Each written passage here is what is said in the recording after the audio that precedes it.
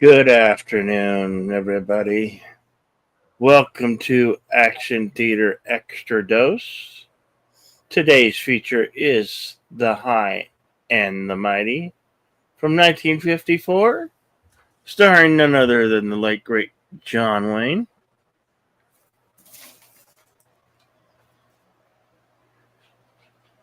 Claire Trevor, Leanne Day, Jan Sterling,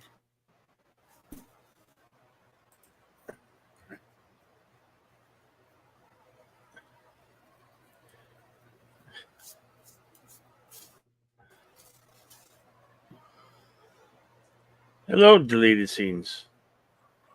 Good afternoon, Bill, and everyone in the chat. Uh, Welcome to this year's edition of Extra Dose. We do this every year around this time for Memorial Day. And Extra Dose is basically our tribute to the men and women in uniform. And today's film is The High and the Mighty. Can't really say a whole lot about this one. I haven't seen it. I don't think, or if I did, it's been so long that I don't remember. So this is going to be, in effect, a first watch for me. So you're going to be getting my genuine reaction throughout, and of course, you will have the trivia section at the end.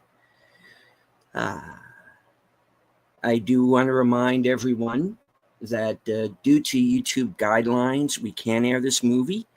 You would either need to follow along with us live on Cosme or join in, either sync up with your own copy or find the film on streaming.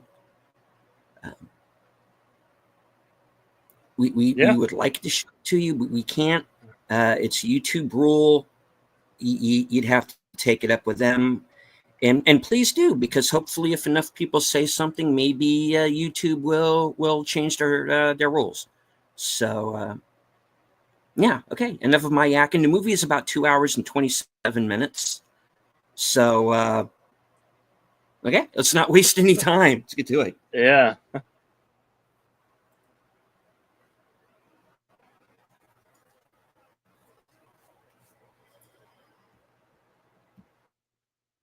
Okay. All right, ladies and gentlemen, boys and girls, here we go.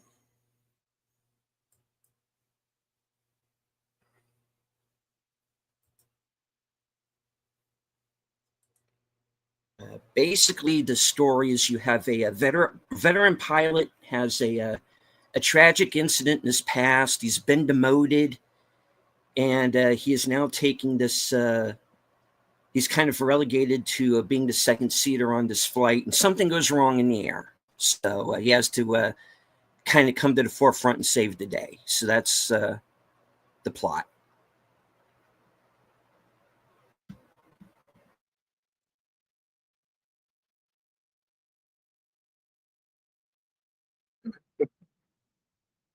Warner Brothers and Cinescope.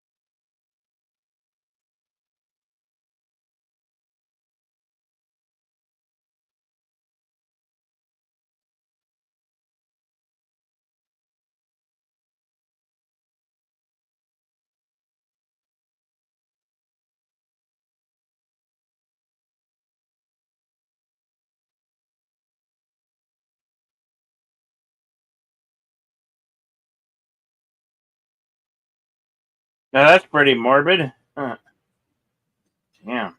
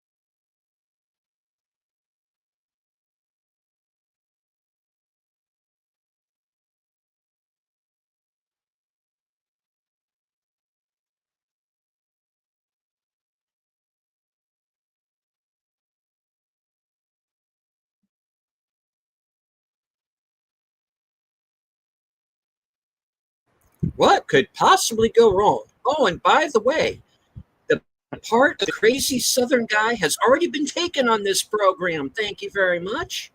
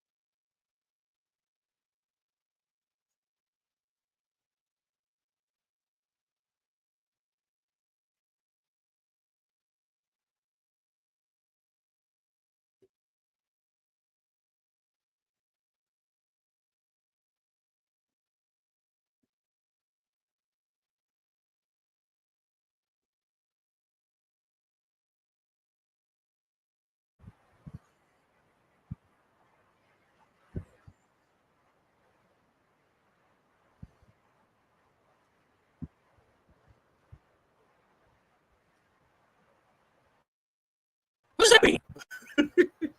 You should put this guy in missing persons. He knows everybody.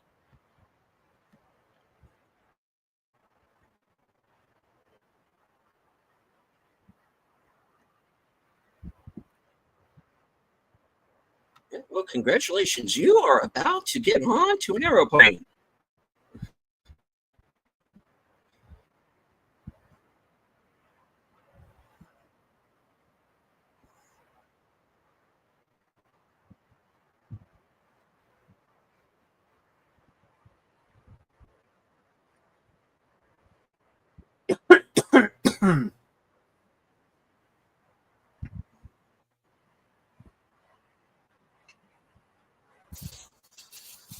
Yeah, this guy's on a picnic.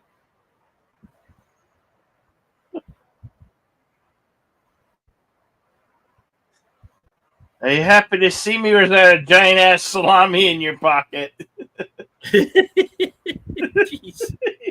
He just stuck a big piece of salami in his pocket.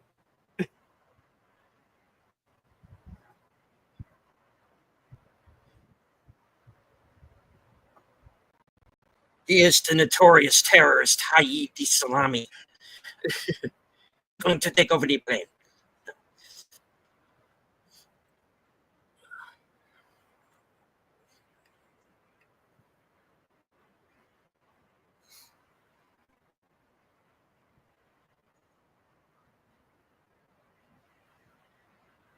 And give them back to the Japanese. What? They were just ordinary near people. And they're about to embark on a flight that will land them in the Twilight Zone.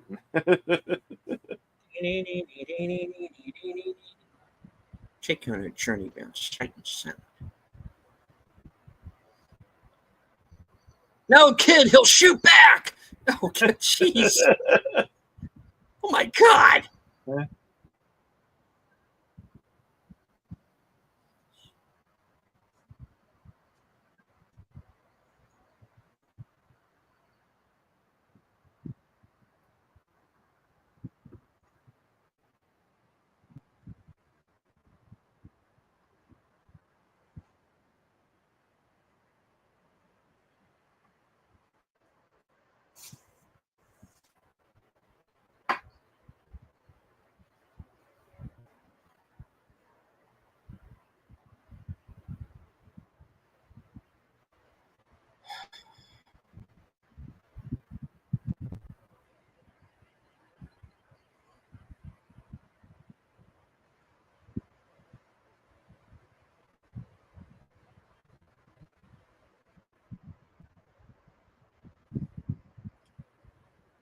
And of course, there's always the guy who's late.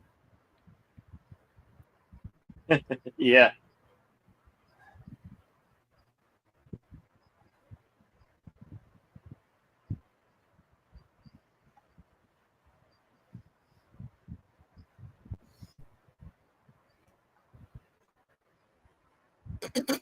Okay. Oh, sorry.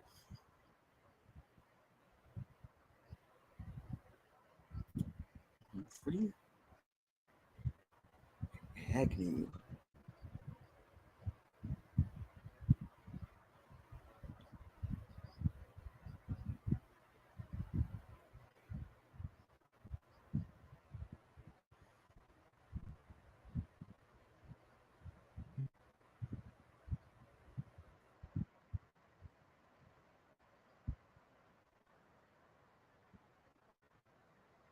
Because, oh, yeah, you're getting married.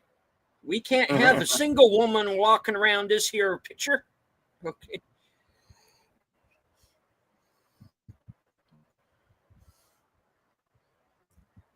You know, maybe hook up with, maybe that Dan fella. Uh-huh. Mm-hmm. Maybe.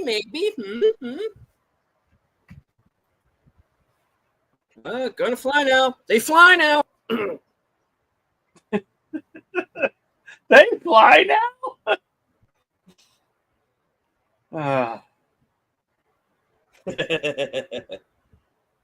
Oh my gosh. Oh, come on, Micah. Okay.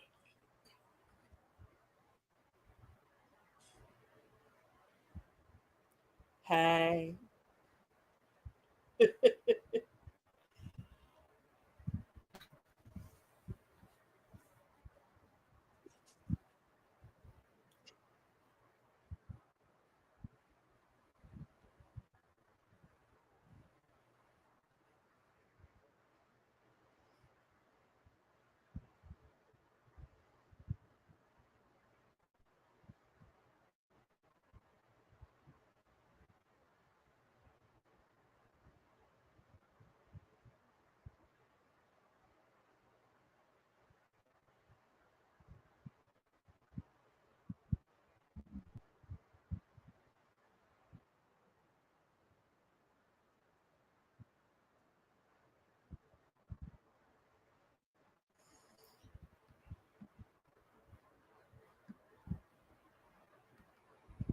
Well, let's face it. There was no way this flight was not going down.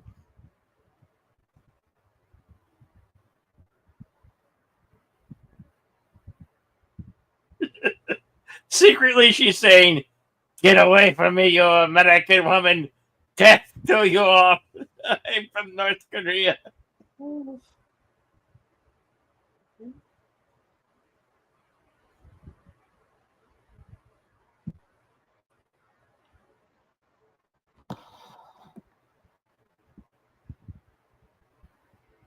Oh no, have you greeted any dead ones?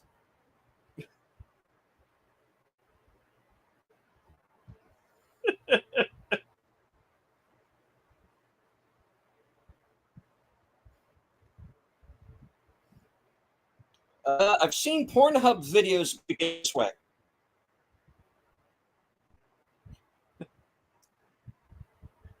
You're perfectly fine because you have a Klingon on board. You're perfectly fine.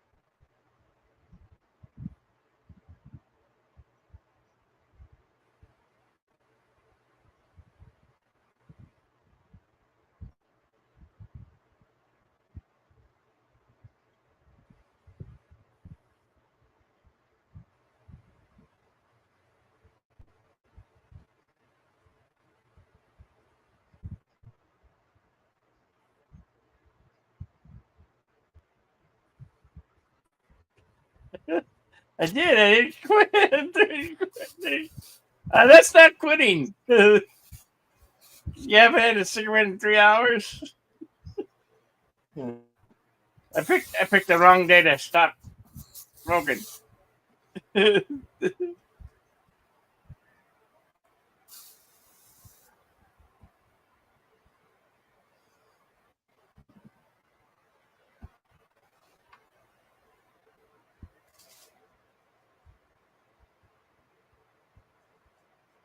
This Air America sequel's weird.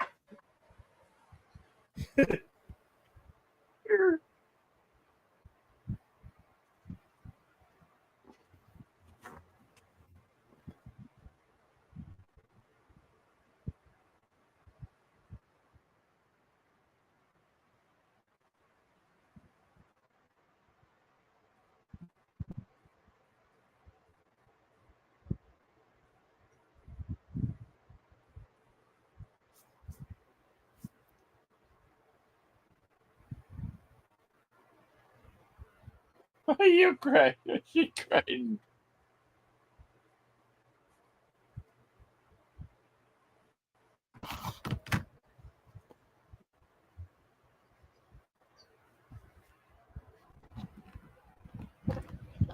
To be honest, this is the first watch for me too.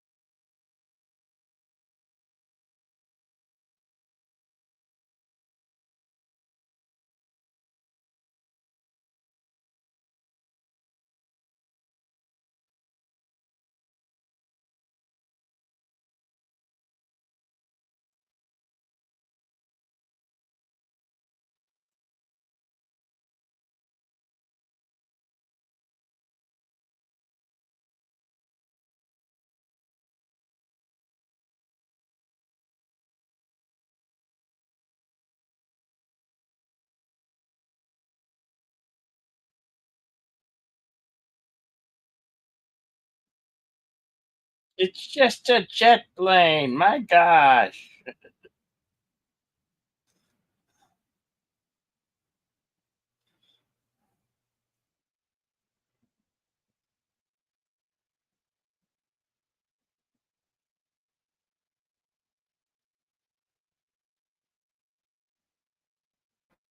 Yeah, the hell, dude.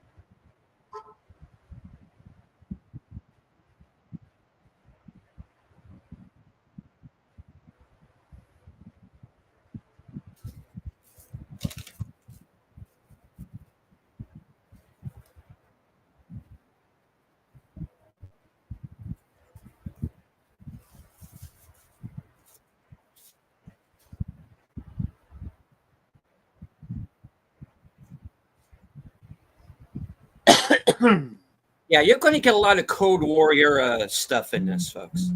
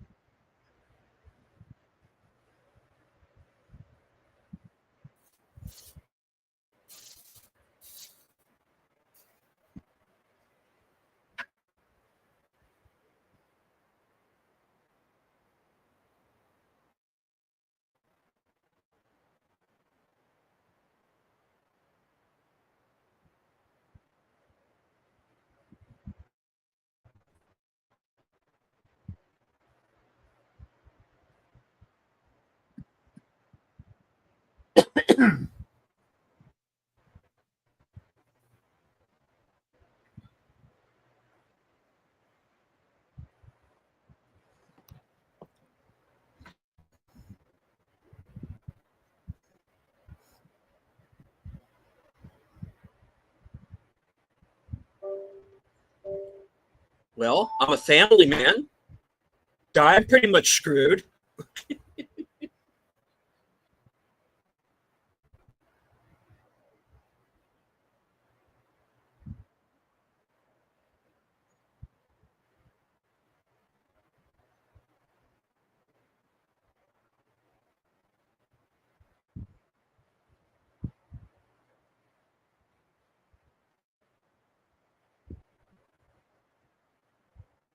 We're at a point of no return. Sorry.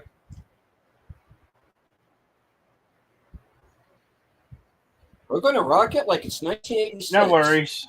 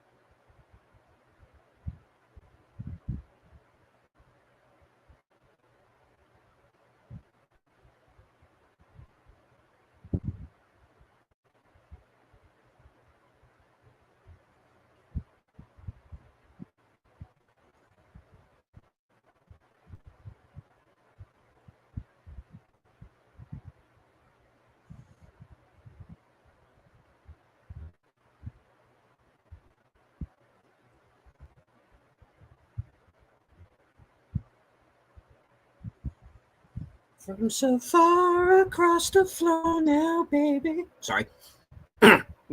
What? What? Wait, Sorry. I'm sorry. I think you like you're singing. Great habit. Me- I panicked. All right. Oh boy. It does feel like a Twilight episode. It's weird.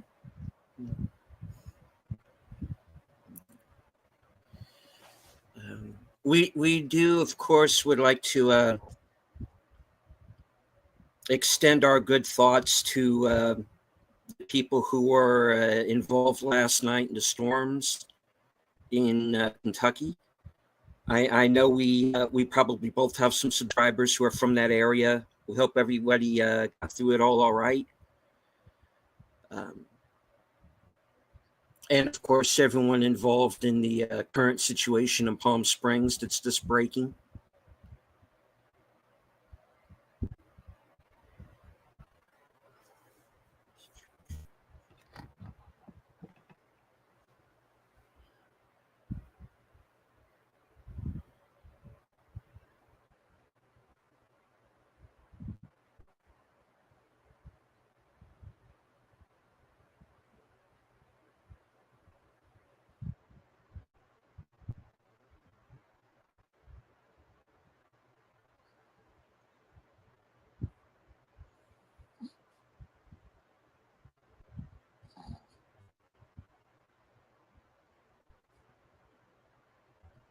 Hey, no way to lie on the job.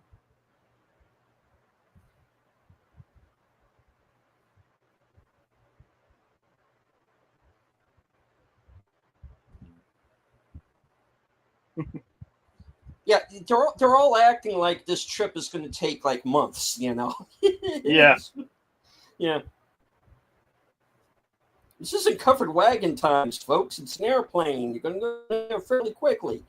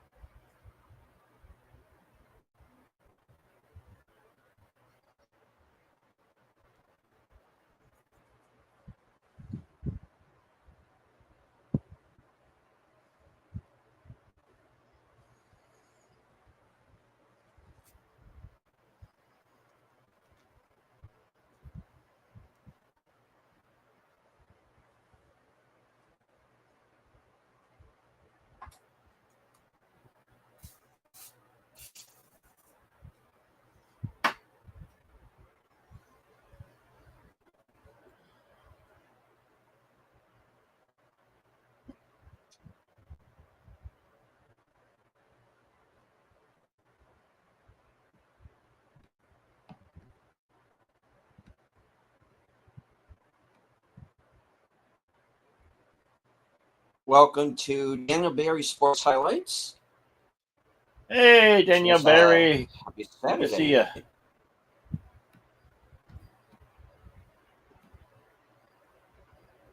Do we have a timestamp for folks? Yeah. Since we're talking about time in film here. We are exactly 41 minutes and 13 seconds into the film.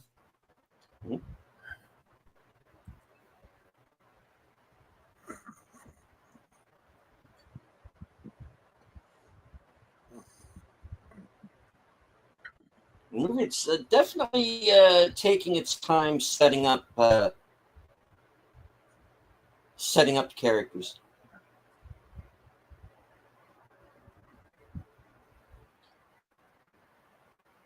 And for a movie that is quote unquote starring John Wayne, he hasn't really been in it all that much. No, he hasn't. It's been very much an ensemble piece.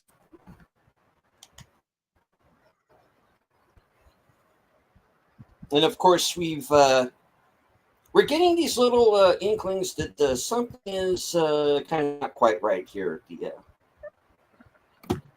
our aircraft here.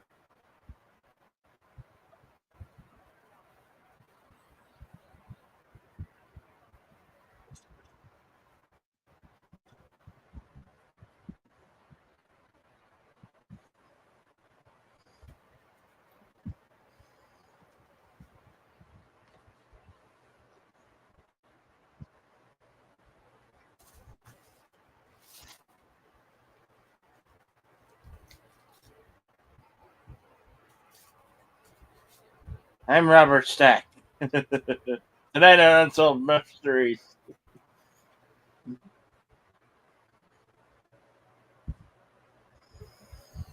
Our generation knows him from Unsolved Mysteries, from Airplane, the Beavis and Butthead movie. He does voice in that. But this is where he really started out doing these kind of serious, dramatic roles. He kind of had like a Leslie Nielsen type career. When he were two actors who started out doing these kind of serious, dramatic films like this, and then found this kind of niche in comedy later on.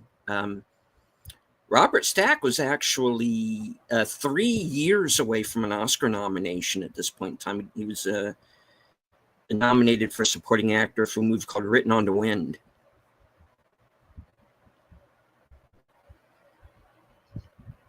Uh-oh.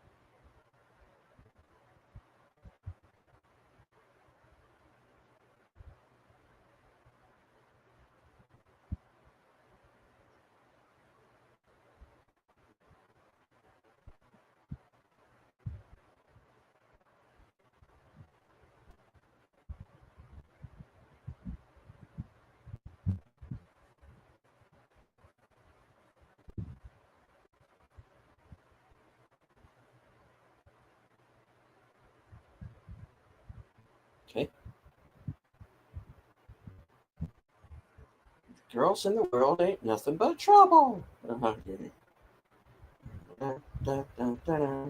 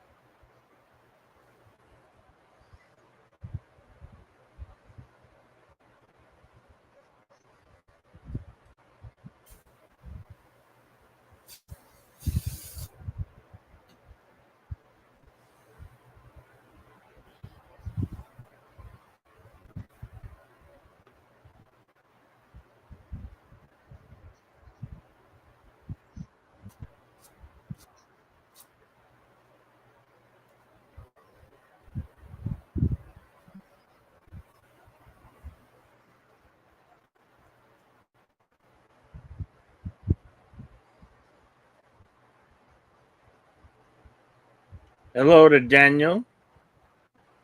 Hot topics.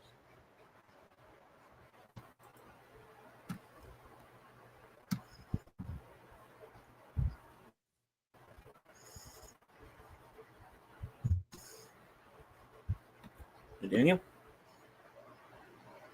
Yeah, I think I might have been off on this one. Oh boy.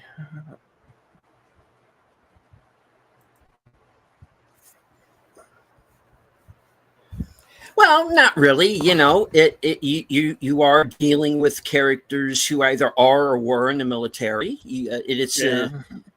These are sort of post kind of a not only kind of post World War II. At this point, you're also post Korea. At this point as well. So you know you're dealing with this generation that has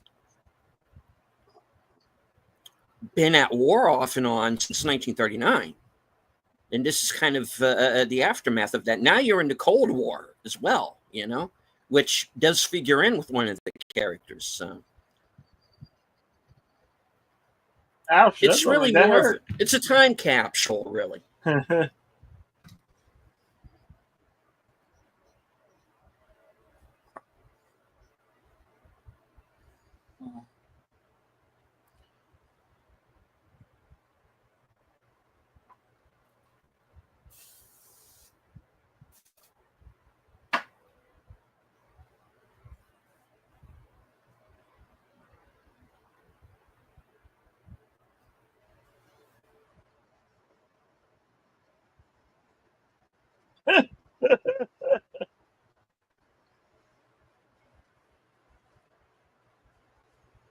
Bullfrogs. I don't think it can ring bullfrogs. That would just be gross. It's raining bullfrogs.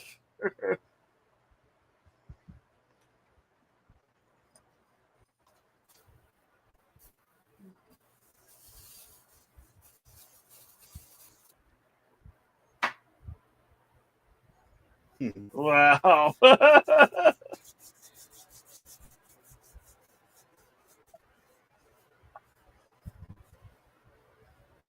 This certainly is a different uh, type of featurette. It kind of call back to the old style movies that you used to put out.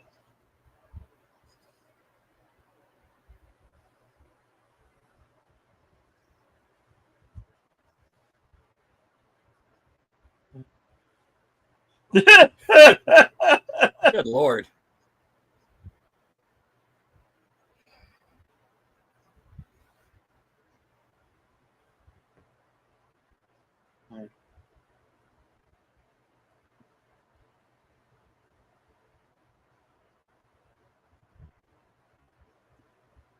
Oh no. They didn't get sunburned.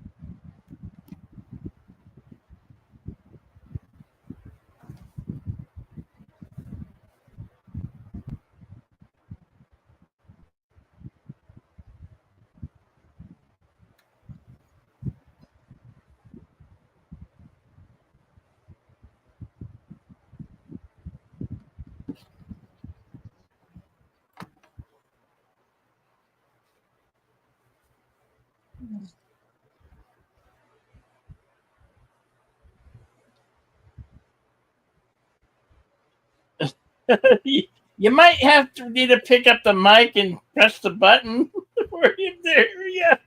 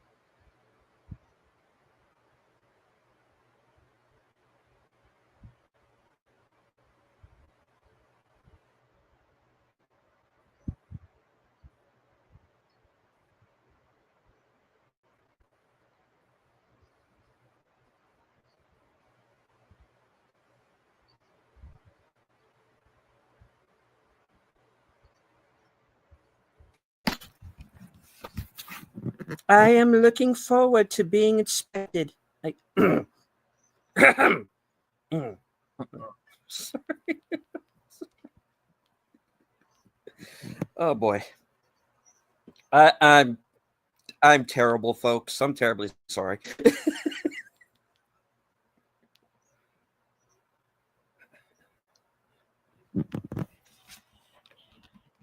Hey, baby.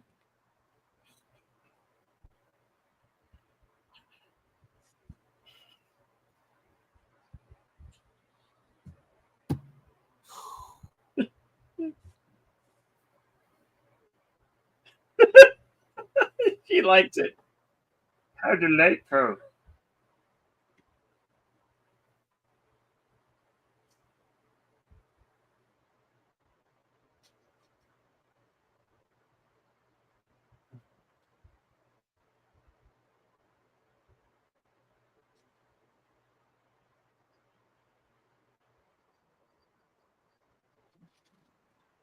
Oh, I got a little turbulence.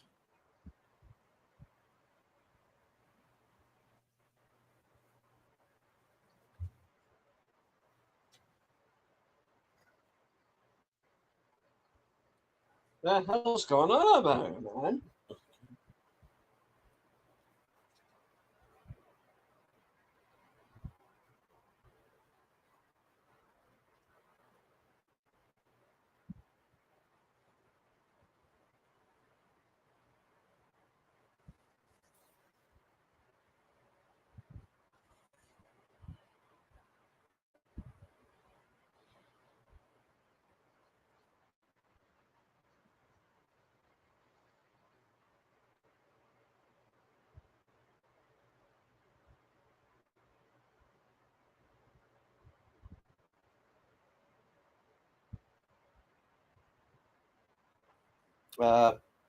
Ladies and gentlemen, this is your Captain Robert Stack speaking, and I just want to tell all of you, we are all going to die. Plane is upside down and on fire.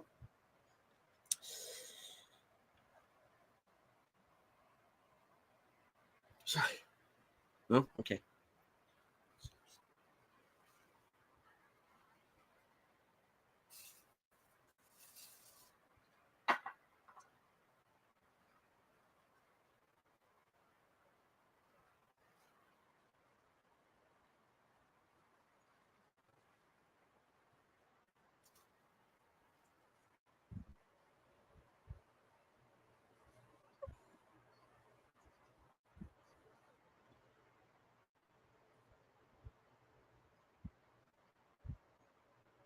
We got some doozies coming up on Action Theater. Thursday, we will be doing Das Boot. Das Boot on Thursday.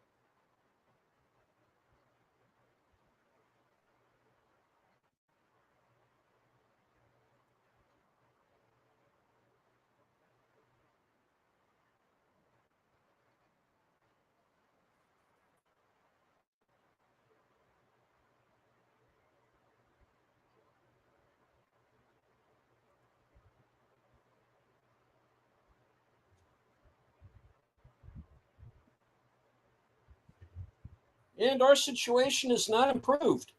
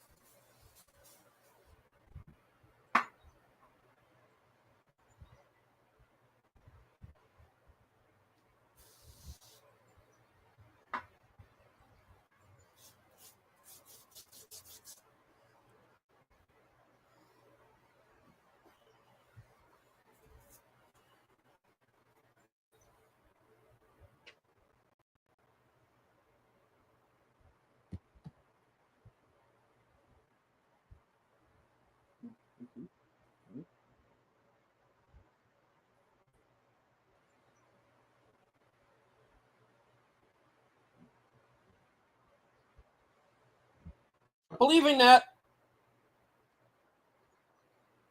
Nope.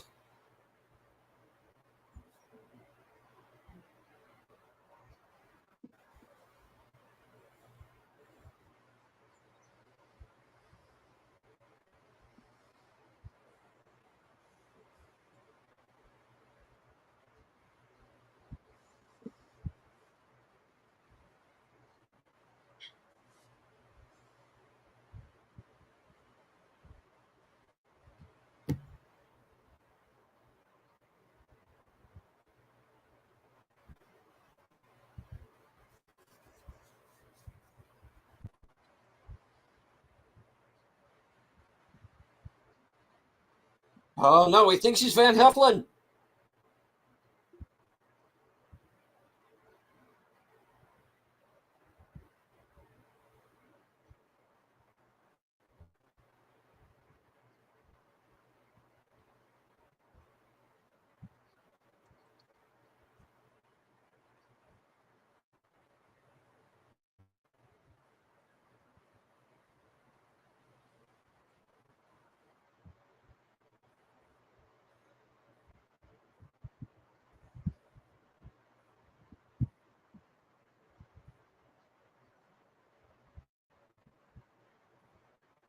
Might be a plus.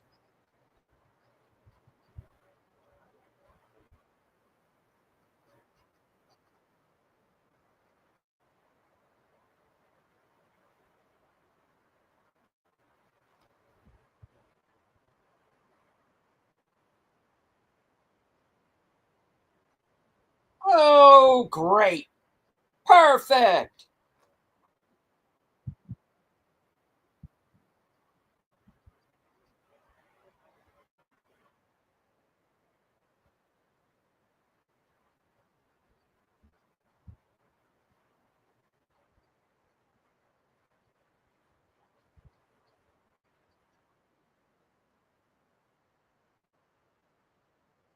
They were only going from LA to San Francisco, or I forgot where they were.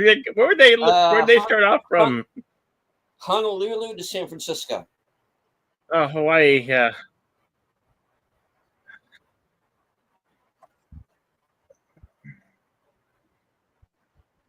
Are we going in the water?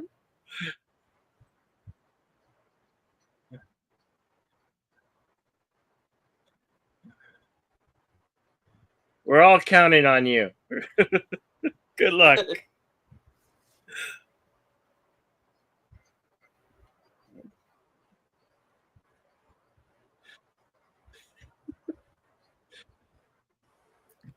420. Oh, no.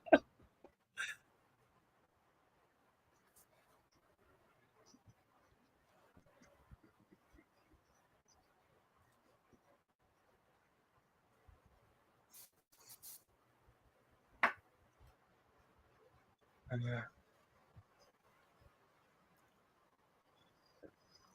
I am on the party boat.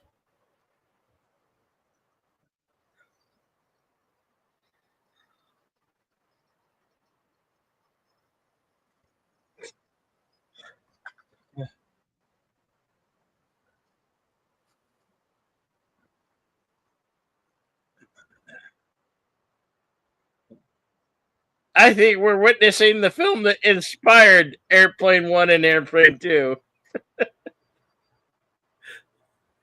Yeah, I'm kind of wondering now what the time was between Zero Hour and this film.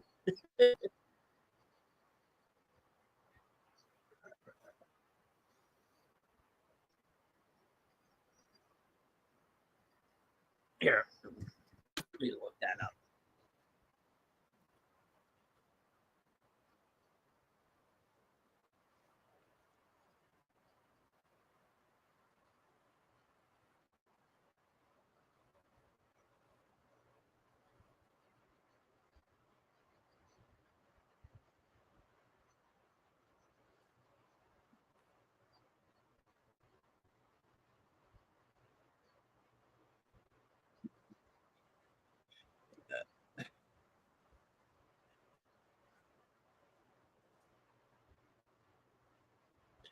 Oh God!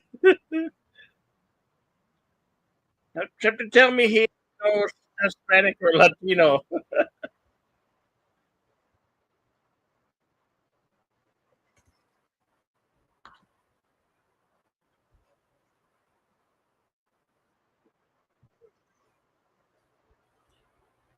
Zero Hour, which was the movie that they say directly inspired Airplane, was 1957, 3 years after this. But I gotta think this played into it too somewhere.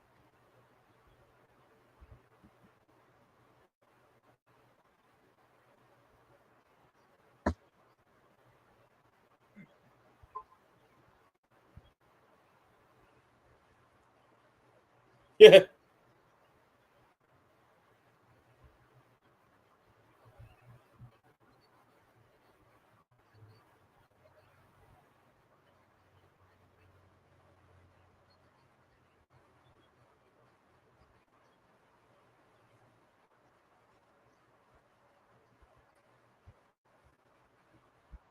Now, this is a really small plane. It's kind of an Airbus. Yeah.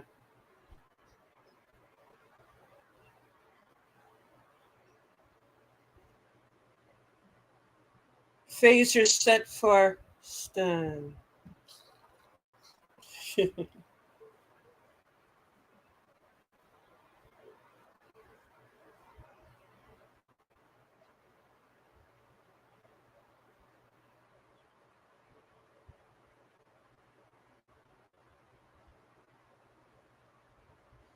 Well, isn't that always the way? You get in trouble over the one woman you're not involved with.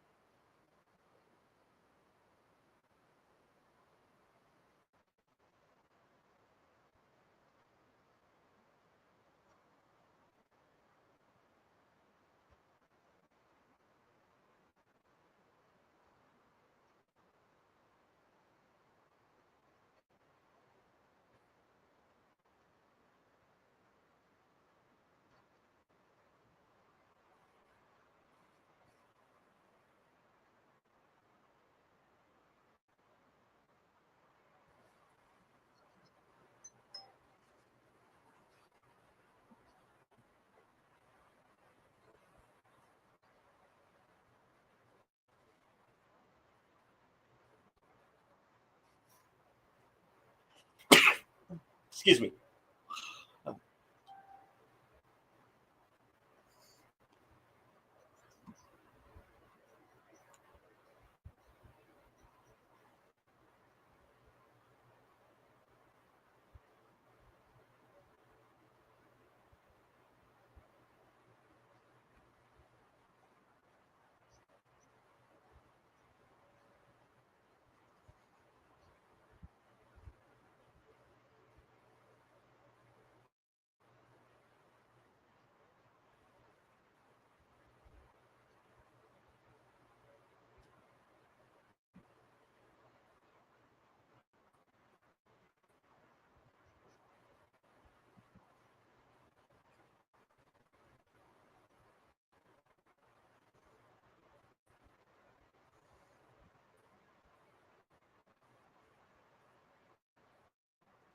The drink must be code word for we're gonna ditch in the ocean. So hold your butts, kiss your mamas.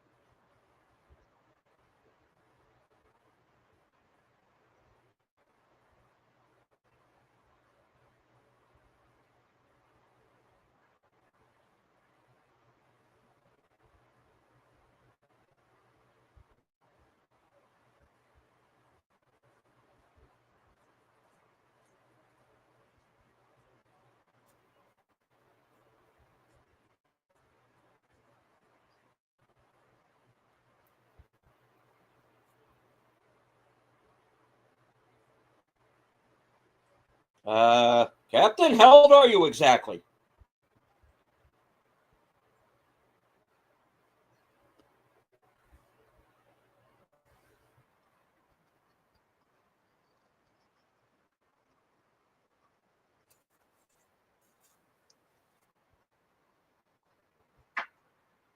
There's a man out there in the ring. There's a man. I'm doing this way. Where's we forgot William Shatner.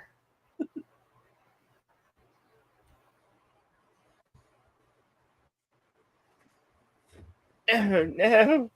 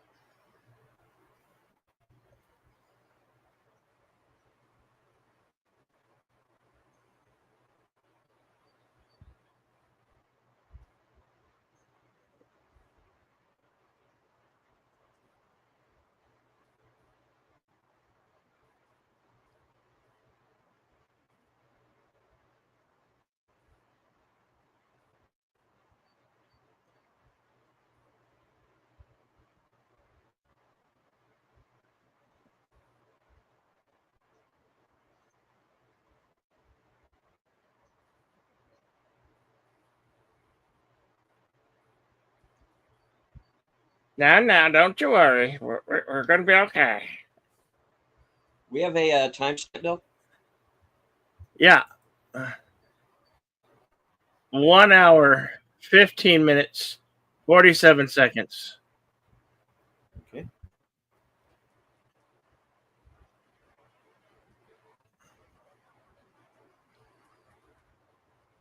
So we're Did you get about that? yeah, we're about halfway, a little past halfway through.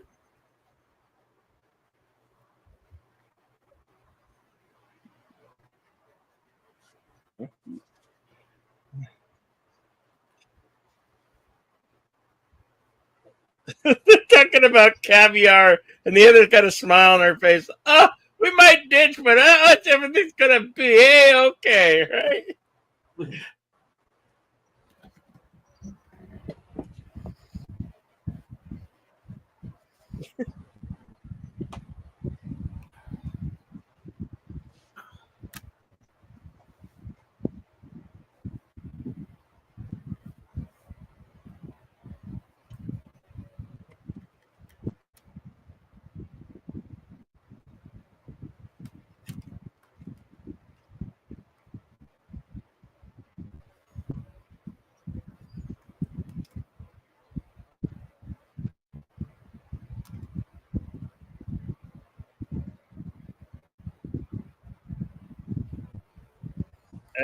We don't have time for all that.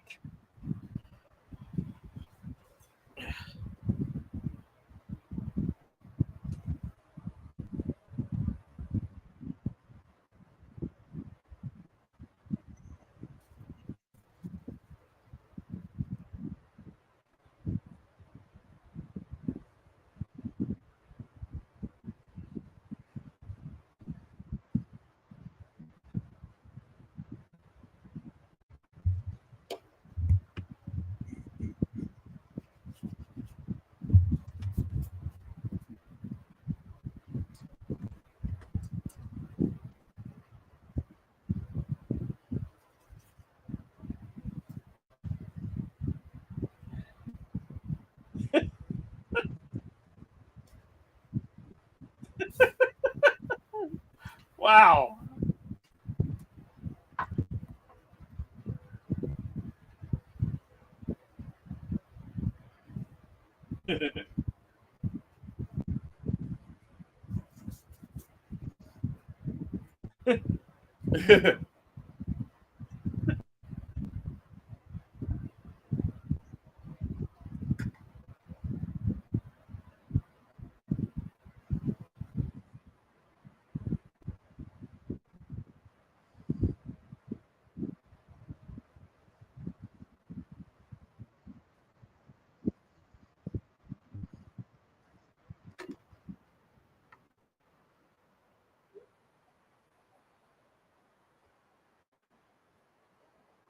Wait, I don't think that's such a good idea. They have to open up a window, which is going to break pressure in the cabin. Did we really think this one through? I don't know. Generally, that's not a good thing for airplanes while in flight.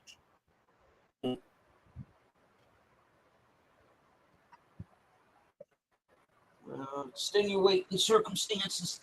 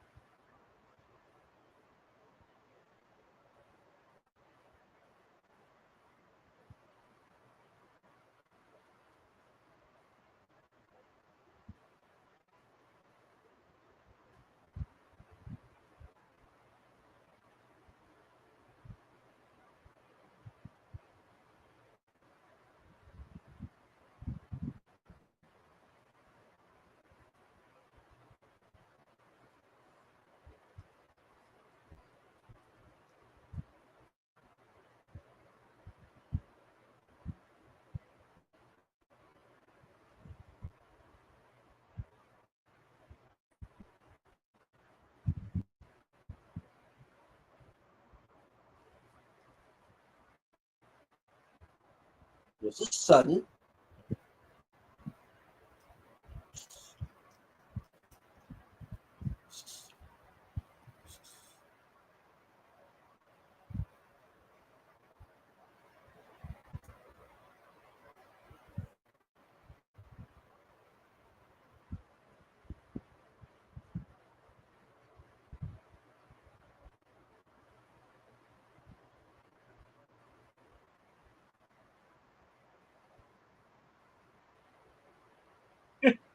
I'm keeping my salami though.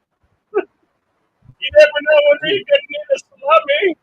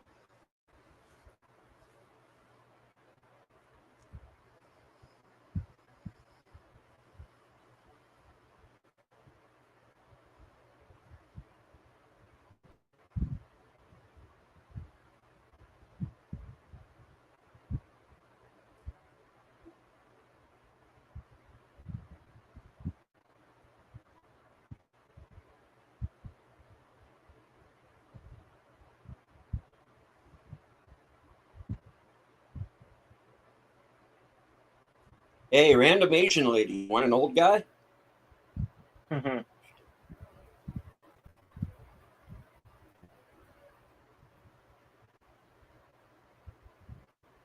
Oh, he's died.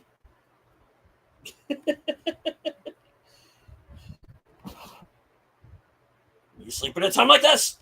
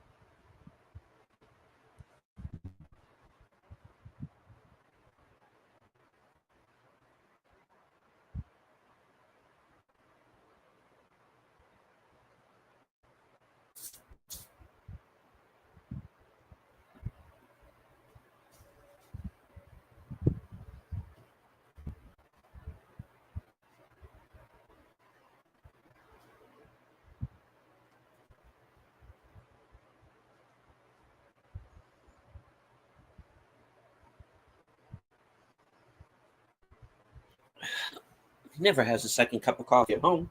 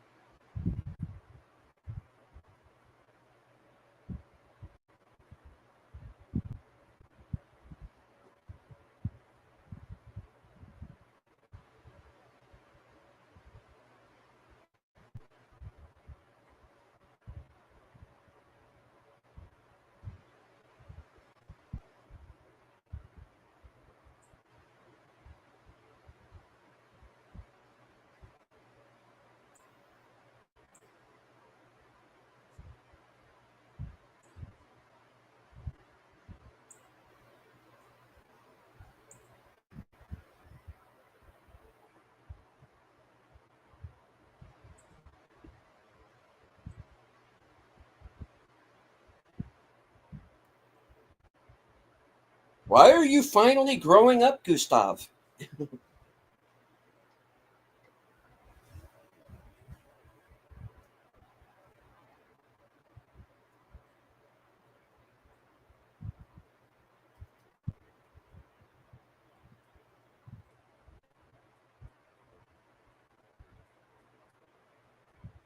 Oh no, this is a Secret Gladiator sequel, isn't it?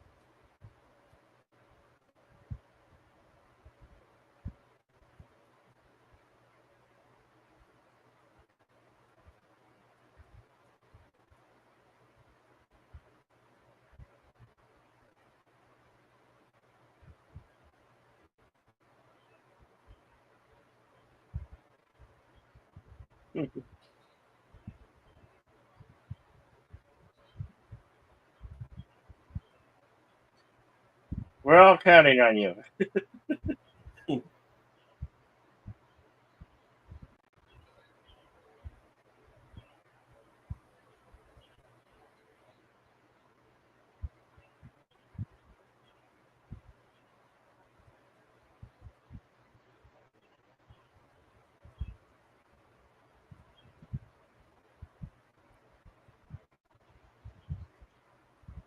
I'm Fred McMurray, damn it.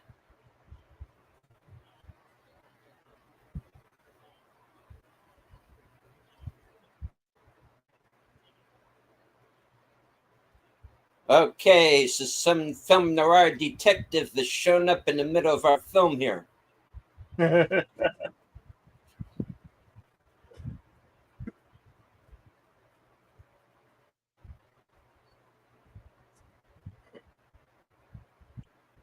We are at 131.09.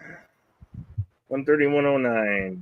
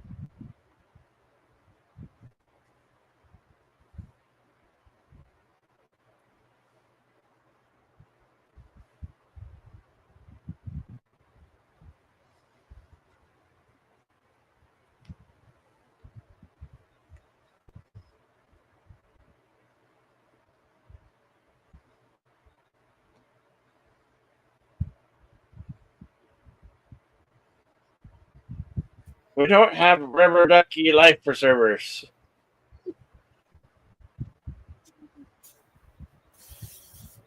Although we do have a surplus of rubber duckies.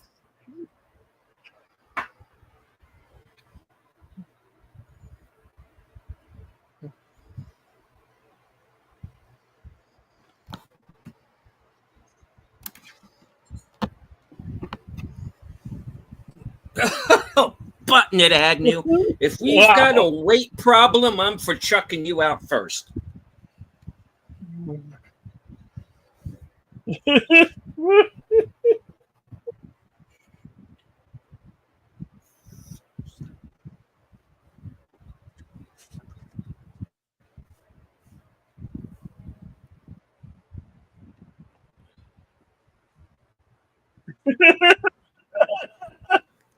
I'm gonna hold your damn ass covered head into the water.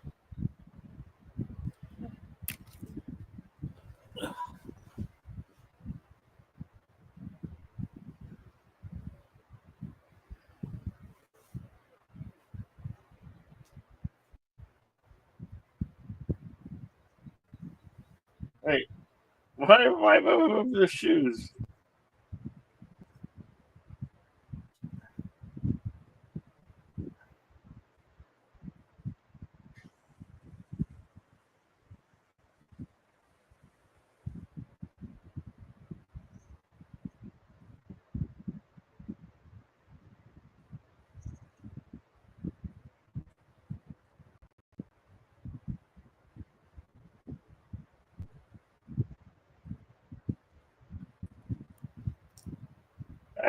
Nobody asked your opinion.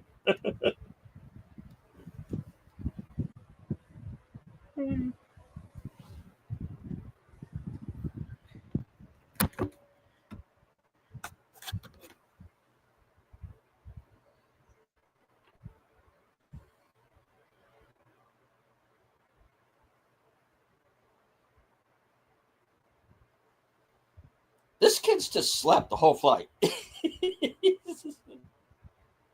Was my Peter Son afraid? Oh, damn it. Wrong movie. Okay.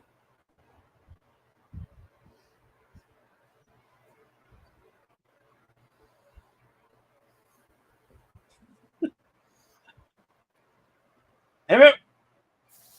We're missing Tim. I expect to be seeing the. We're all counting on you. Good luck.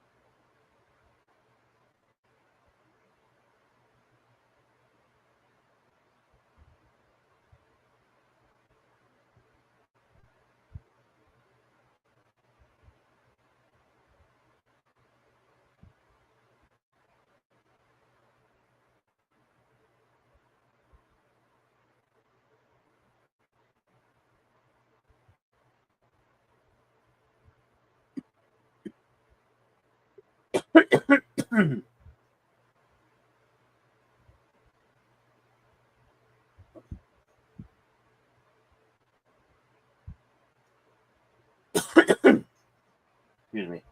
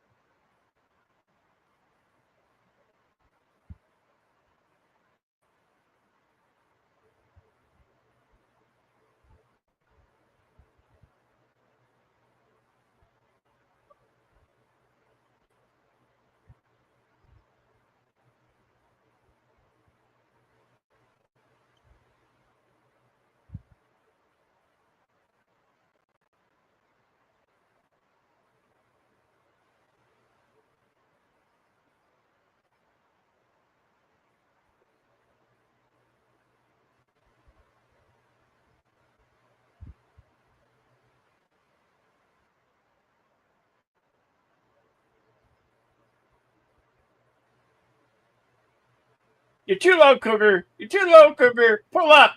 Pull up.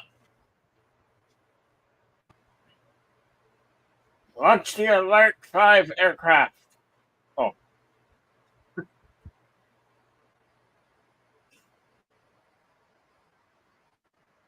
Quickie, stop playing with the radar.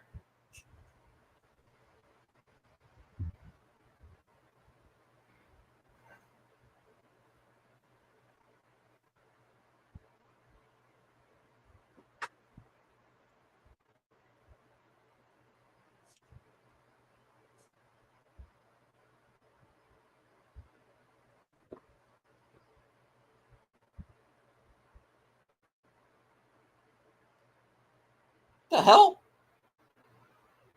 Who brought in Dora? What?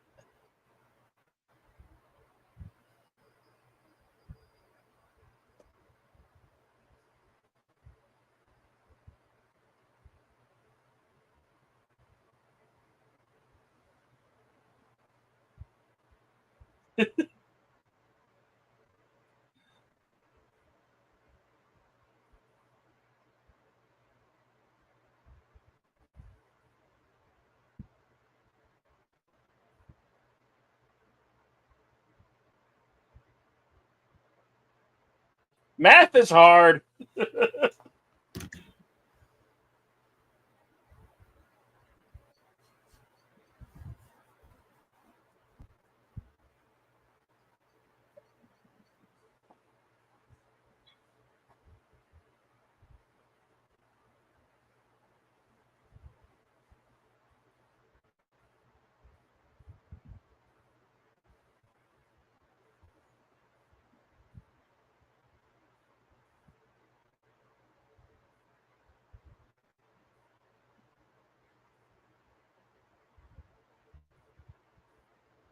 You sorry? You sorry? How dare you make a mistake like this?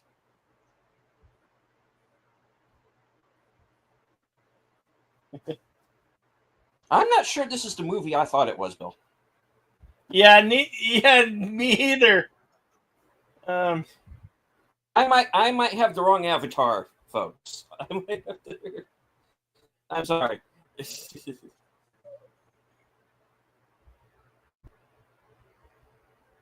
I mean, don't get me wrong, folks. The movie itself is not bad. I'm just saying that I'm not sure this is the movie we thought it was. Yeah.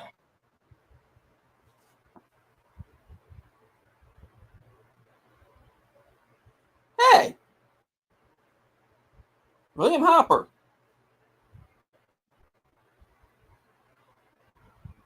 Perry Mason's Paul Drake.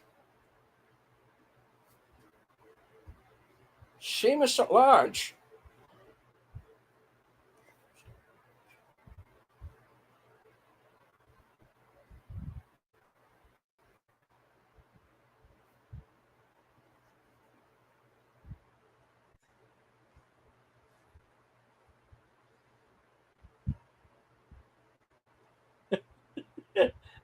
Henry, and he's talking to a deer.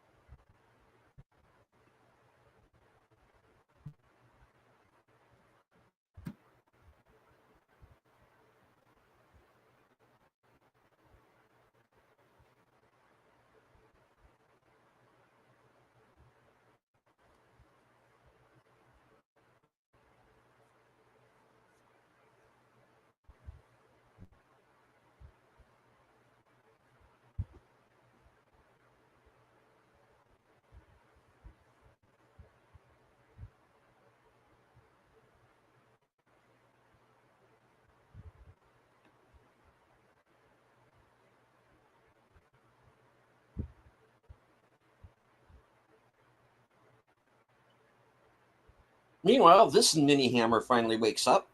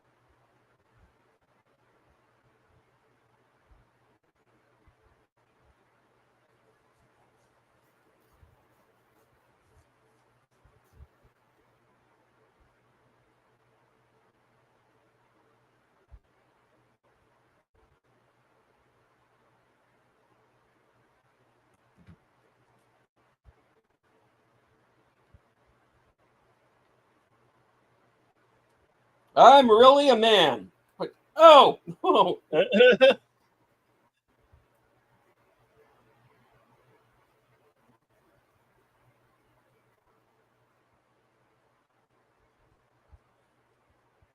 You're a dirty girl. You're a dirty girl. Oh, shit.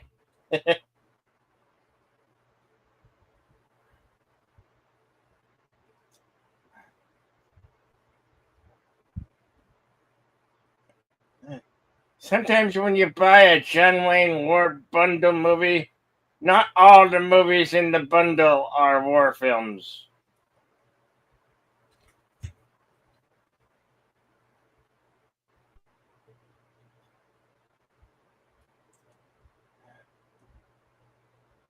Her eyebrows are gone. The hell? The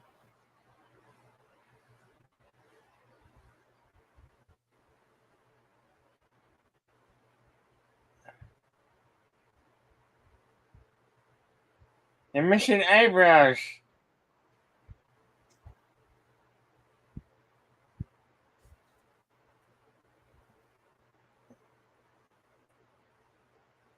No, don't be hasty.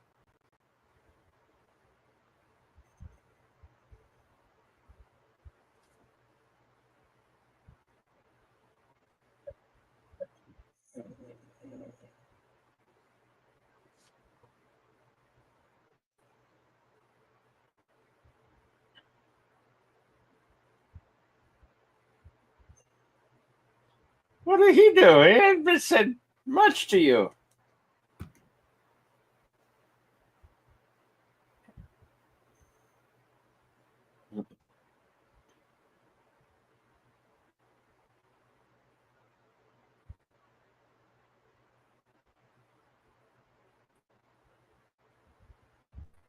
I'm gonna wash this plane right out of my hair.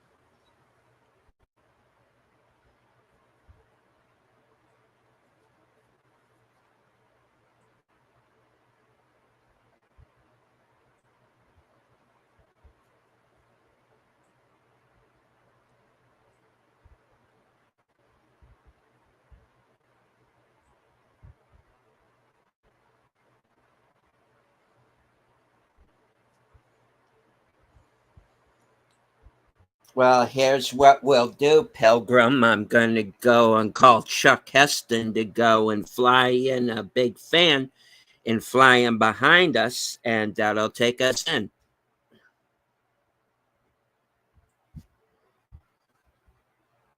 Or do you think that would put the movie over budget? Well, I don't know. The 54 budget weren't so great like they are today.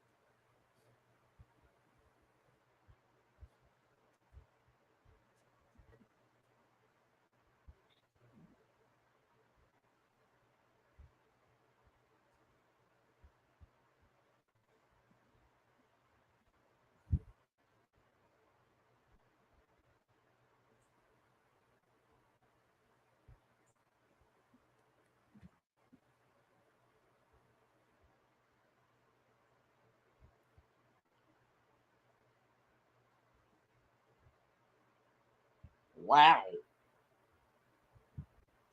Put a bug in your ear, pal. Yeah.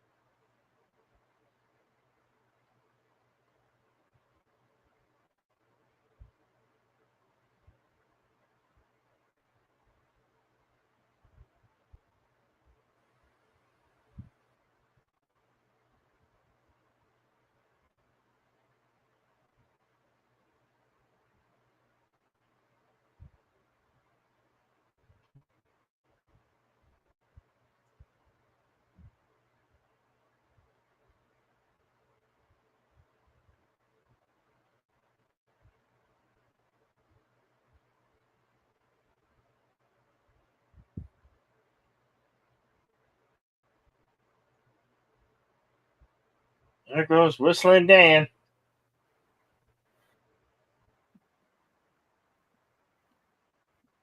This is some like exception type crane crash film. It's taking them all film to crash. Hmm.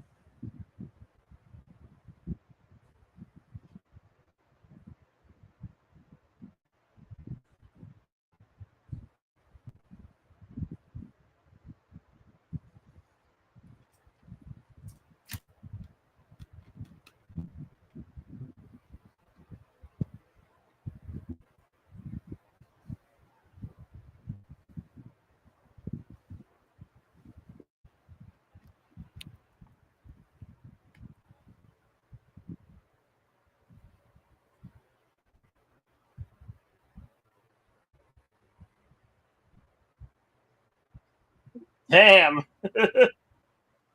I'm taking control of the phone, damn it.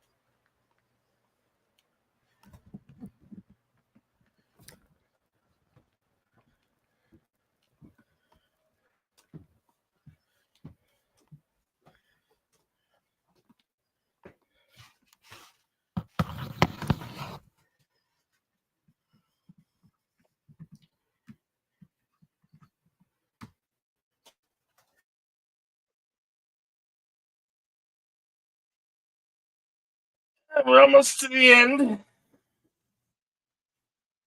There goes Whistling Dan.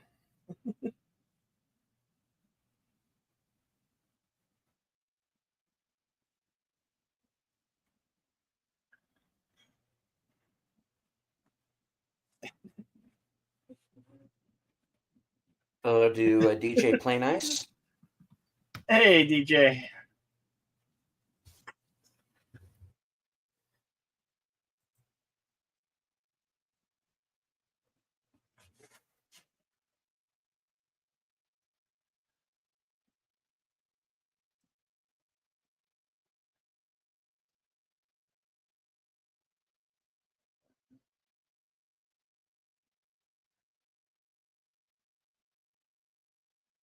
Wait a minute. When did he become the Czech magnet?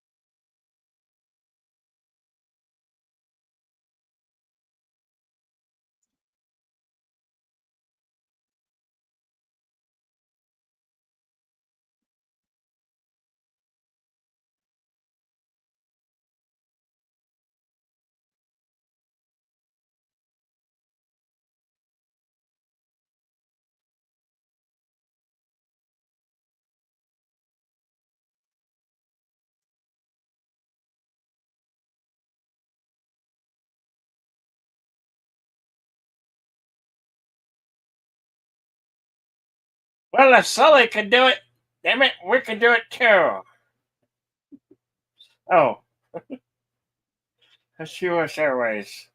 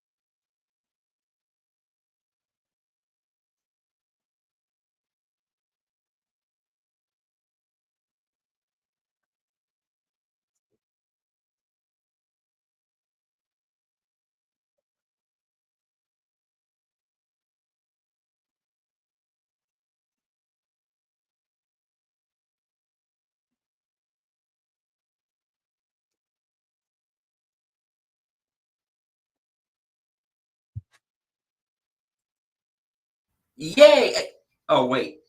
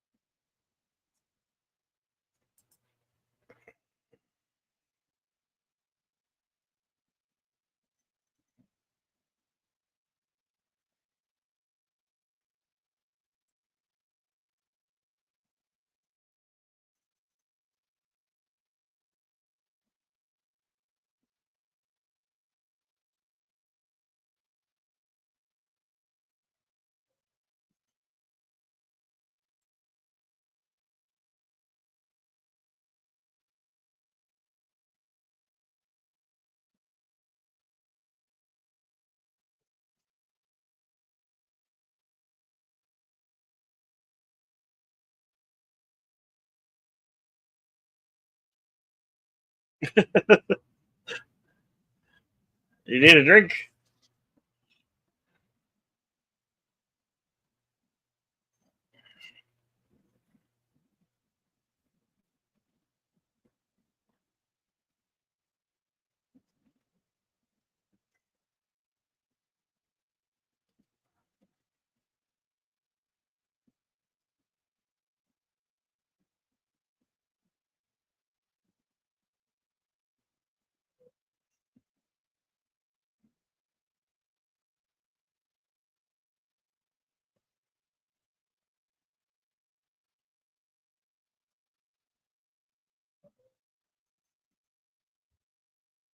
Now that's the irony.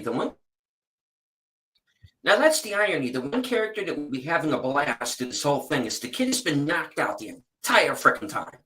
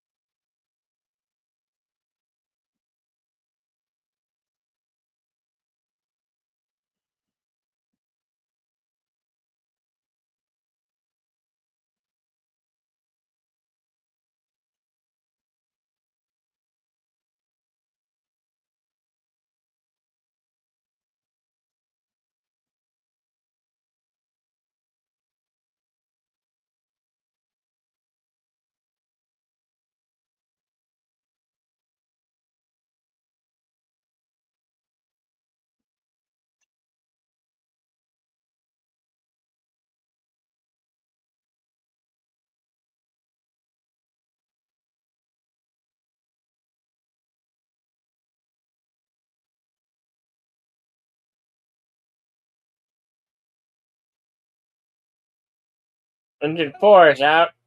Engine 3 is out. I'm giving it all she got, Captain.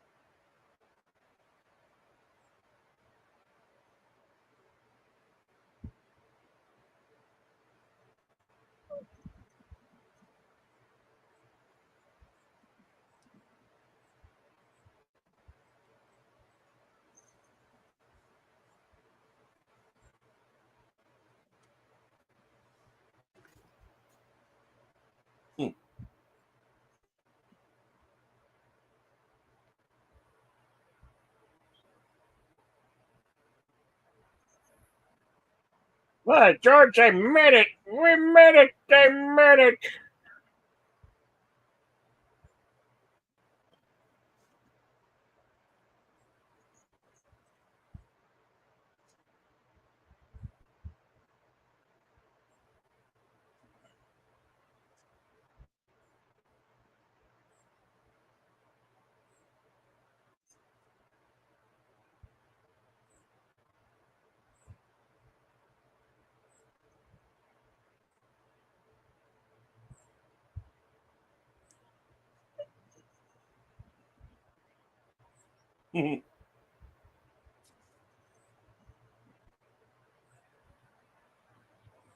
Why are there reporters? Weird Al Yankovic is on the plane.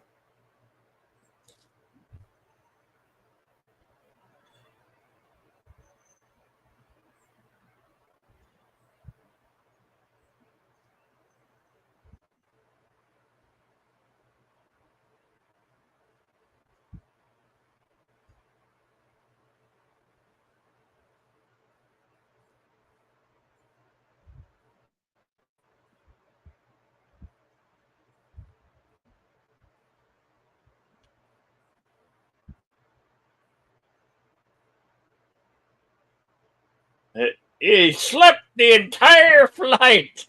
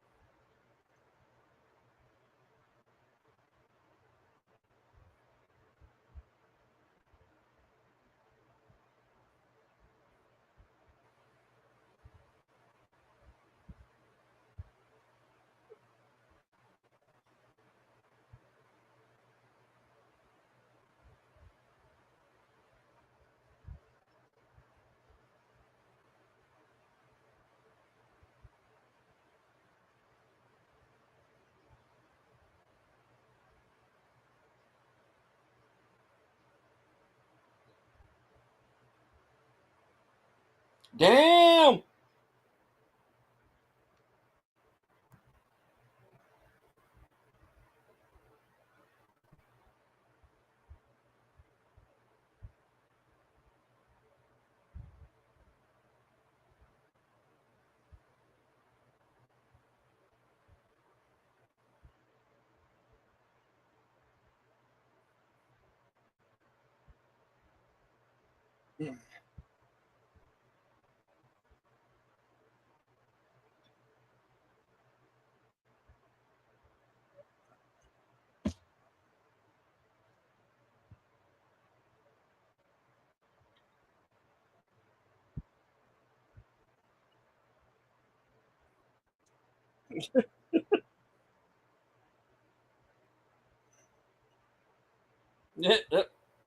No, for her stairs now, you made it.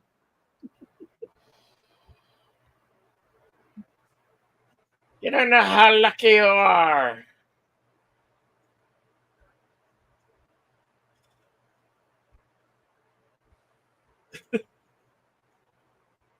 I like that. Isn't he just anonymous and he gets to go? That's good. That's nice. It was funny. She screamed and a guy gets punched. That's great.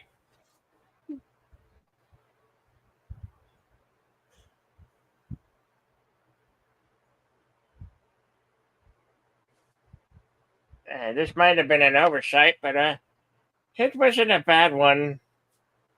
I've seen worse films.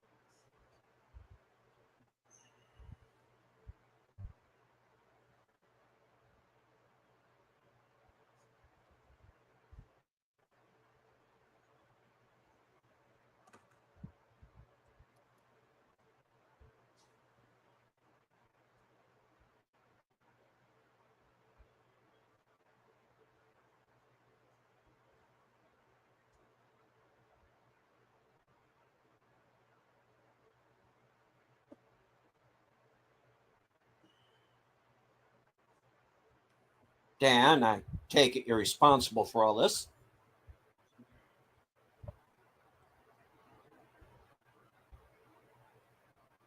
Oh, no, you don't, Rowan. Get back here.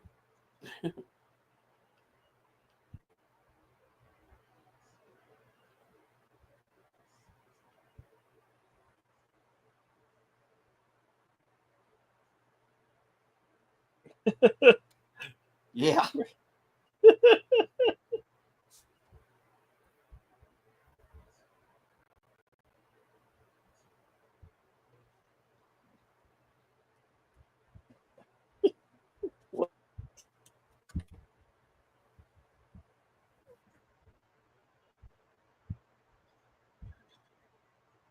The end.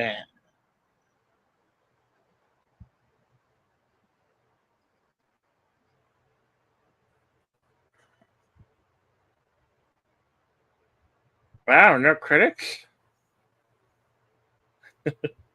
Nope. Okay, well. Hey, Big Al.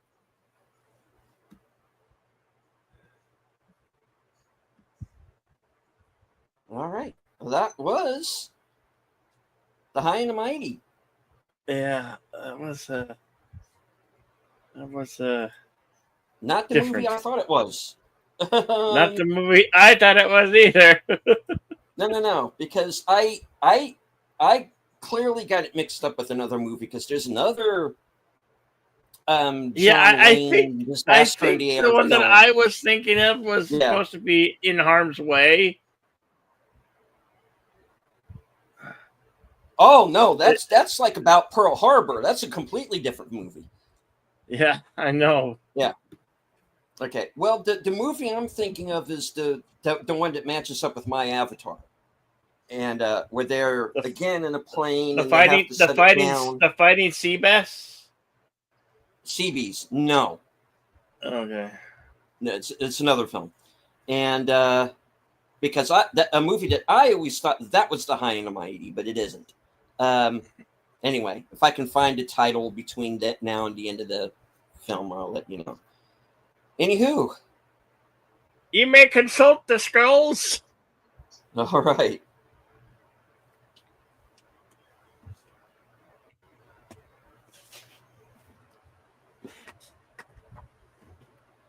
All right.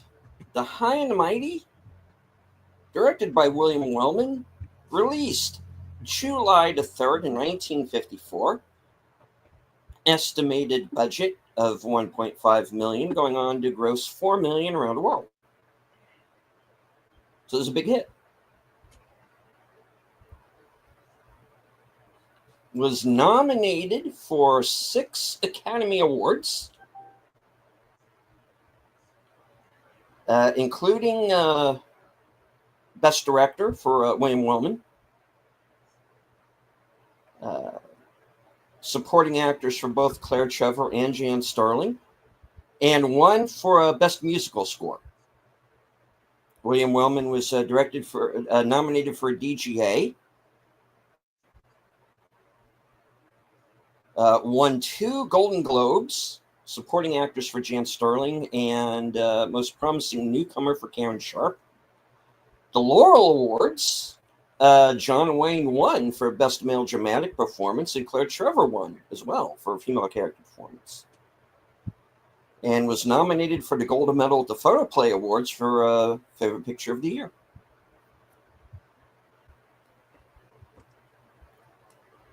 All right. Filming locations included the San Francisco Municipal Airport, Oakland Municipal Airport, Glendale Grand Central Air Terminal, the Royal Hawaiian Hotel, Waikiki Beach, and Samuel Goldwyn Studios.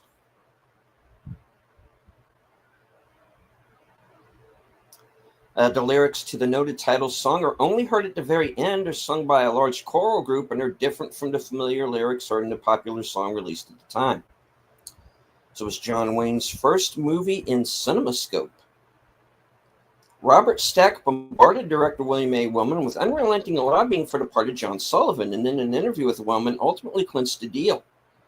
However, John Wayne had envisioned real-life flyer Robert Cummings for the role, and Stack later reported that Wellman said he planned to override his producer and insist upon Stack for the part, warning Stack, if you screw up, John Wayne is going to strangle the both of us. Decades after the fact, Stack would lampoon a stoic character in the classic disaster film Airplane. Once the film soared at the box office, director William Wellman revealed that Joan Crawford, Ida Lupino, Barbara Stanwyck, Ginger Rogers, and Dorothy McGuire had all turned down their choice of roles, as none of them were willing to be seen in so unflattering a light as shown upon the characters played by Claire Trevor and Jan Starling, both of whom ironically were Oscar-nominated for their efforts. Spencer Tracy was originally cast as Dan Roman, but backed out of the film. However, hearing several negative comments about how strict a disciplinarian director William Wellman was. Hello to Connie Cleary. Hey, Connie. No worries. No problem. Al's throwing out some titles. Flight of the Phoenix, Wings of Eagles. Yeah, I have Island in the Sky. Island in the Sky, I think, is the one I'm thinking of. Yeah. All right. Although it is widely believed that the DC-4 airliner used to film the passengers boarding and flying sequences was the same plane which was lost on March 28, 1964, When the plane, a former military Douglas C-54A 10DC Bell in 1944, registered as N4726V and known as the Argentine Queen, crashed into the Pacific Ocean about 700 miles west of San Francisco. This is a myth. As verified by the logbook of the Transocean Airlines pilot who flew to DC-4 in the film, Captain Bill Keating, see his letter to the editor in Transocean Airlines newsletter, February 2008, page 6. The actual airplane used in the film was the Transocean Airlines DC-4 African Queen, registration number N4665E.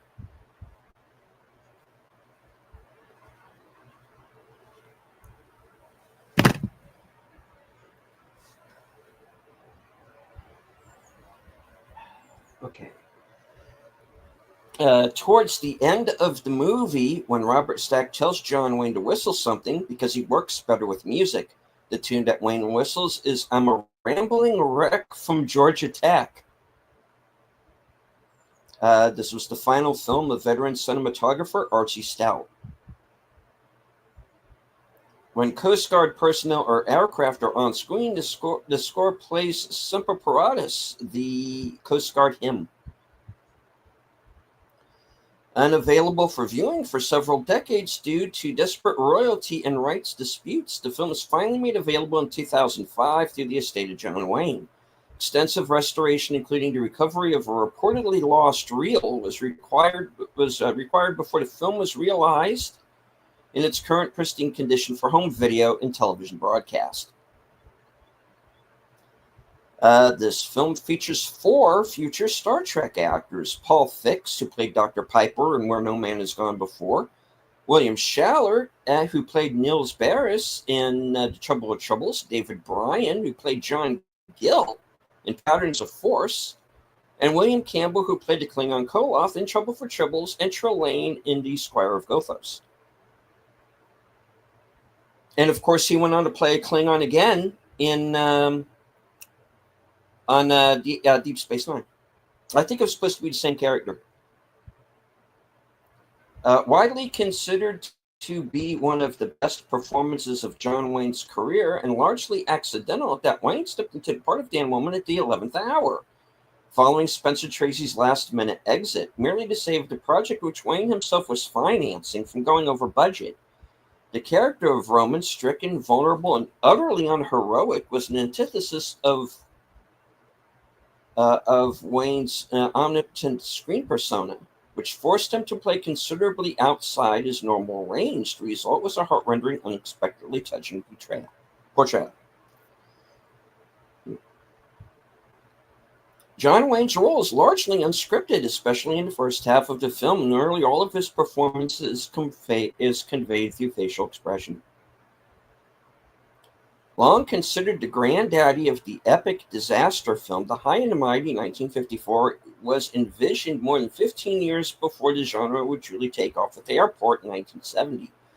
While disaster films would come to be associated with all-star casts, every major star approached for A High and the Mighty turned it down, which led to the film being populated entirely by B-level actors, with the exception of John Wayne.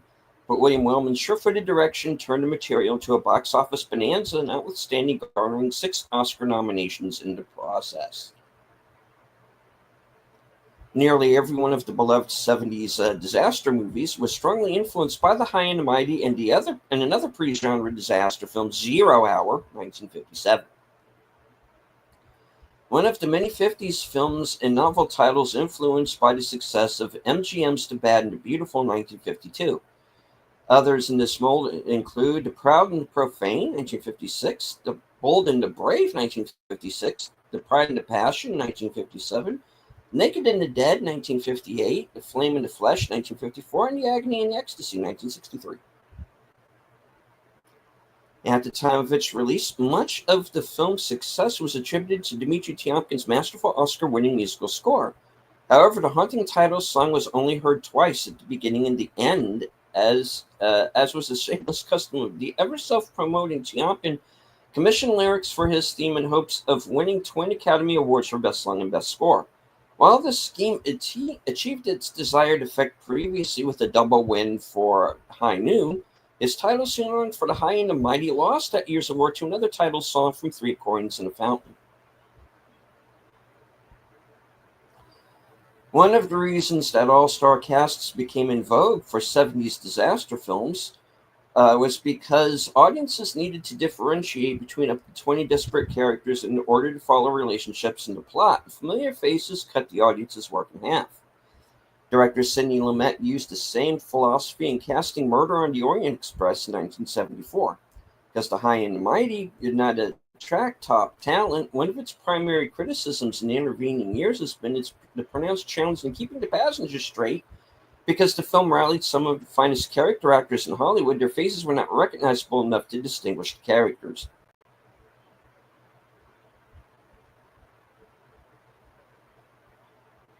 Because John Wayne performed double duty as both star, pinch hitting for Spencer Tracy, and producer, it is generally assumed that much of his role was trimmed prior to filming, as the character of Dan Roman has noticeably little screen time in the final print.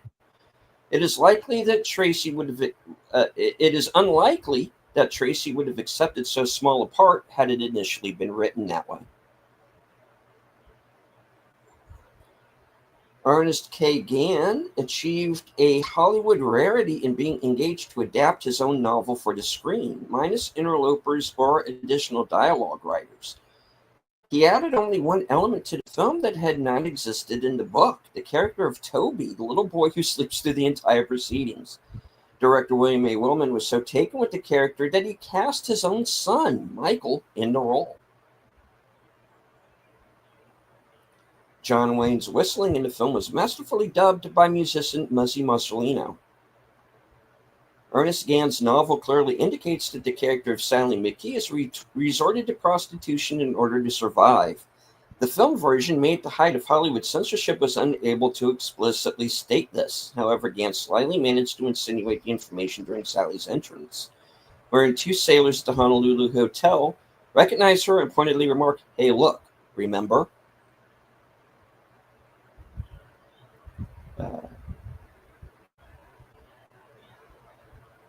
Sally McGee was played by Jan Sterling. This was her only Oscar-nominated performance.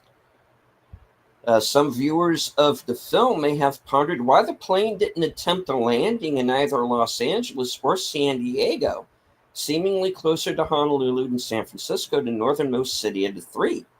In fact, San Francisco is over 150 miles closer to Honolulu than either Los Angeles or San Diego.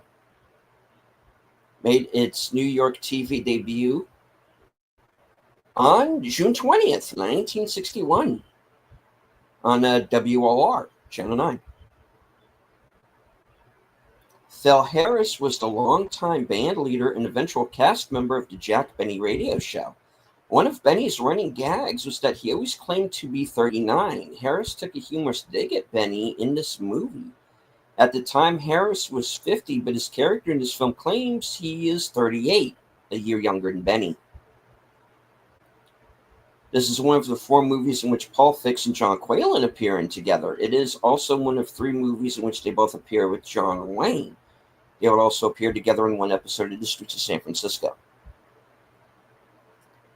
Ernest K. Gann's 1961 book, Fate is the Hunter, is a series of vignettes about Gann's flying career before, during, and after World War II. In chapter 18 of the book, he describes a situation where a strange vibration occurred intermittently in an airliner he was flying, much like what occurs in the film. Instead of this vibration leading to a catastrophic engine failure, it turned out that the problem was a missing elevator hinge bolt in the tail of Gann's airliner. However, Gann had not taken the exact actions he did. The airliner would have gone into an uncontrollable dive into the ocean.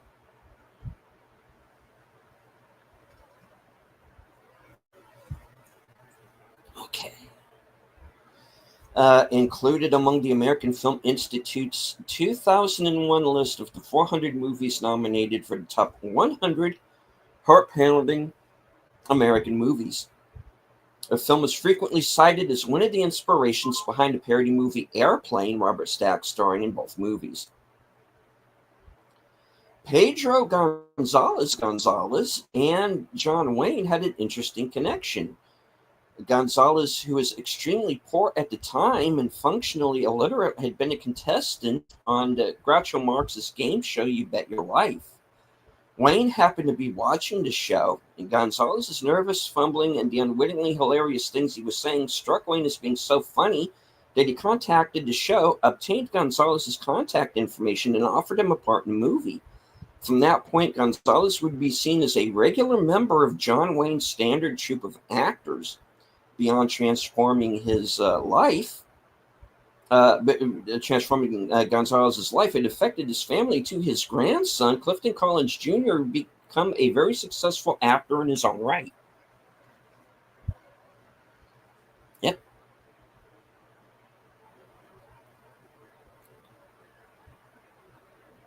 This is the second of two films in which Carl Alfalfa Switzer appears as the co-pilot of a rescue plane searching for John Wayne's plane. The first was the previous year in Island in the Sky. He doesn't have any scenes with Wayne. In fact, High and Mighty and Island in the Sky shared many of the same cast and production crew. Along with Wayne and Switzer, 5 other actors appear in both films. Regis Toomey, Paul Fix, Ann Doran, and George Chandler, and Michael Wellman, the director's son, which is probably why I'm confusing the two. Because they both have so much in common.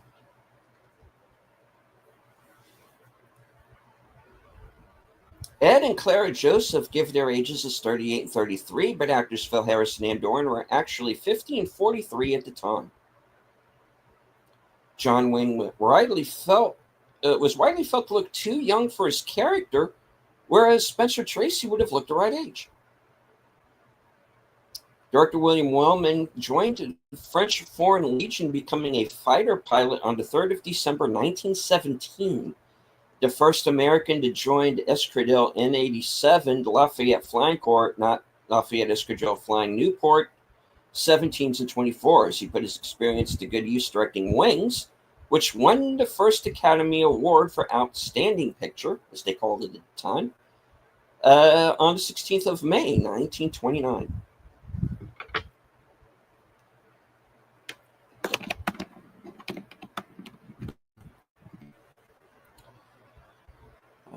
All right. The only thing Wayne's character whistles, other than the theme tune, is Rambling Wreck from Georgia Tech. The Georgia Tech Yellow Jackets football team was perennial title contender in the early 1950s and won the national championship in 1952. As a result, the Jackets' fight song became well known as that of Notre Dame.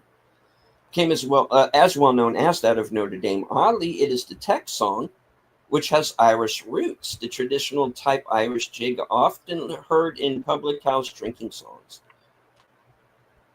All right. Features a character named Humphrey Agnew. By coincidence, Humphrey and Agnew were the last names of the 38th and 39th vice presidents of the United States, respectively, but neither took office until more than a decade after this film's release. Aircraft feature prominently in the film, including 2 unusual aviation events. The U.S. Coast Guard's short-lived use of the B-17 PB-1G Dumbo rescue aircraft, along with a brief launch clip of experiments with the Navy JB-2 version of the V-1, an early kind of cruise missile and an atomic missile test site. Post-war use of piston engine aircraft in oceanic flights was a key element of the film, which required the use of a then modern airliner.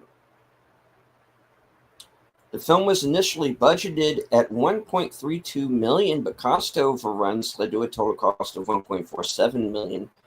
For directing, Wellman received $100,000 as well as a portion of the film's profits.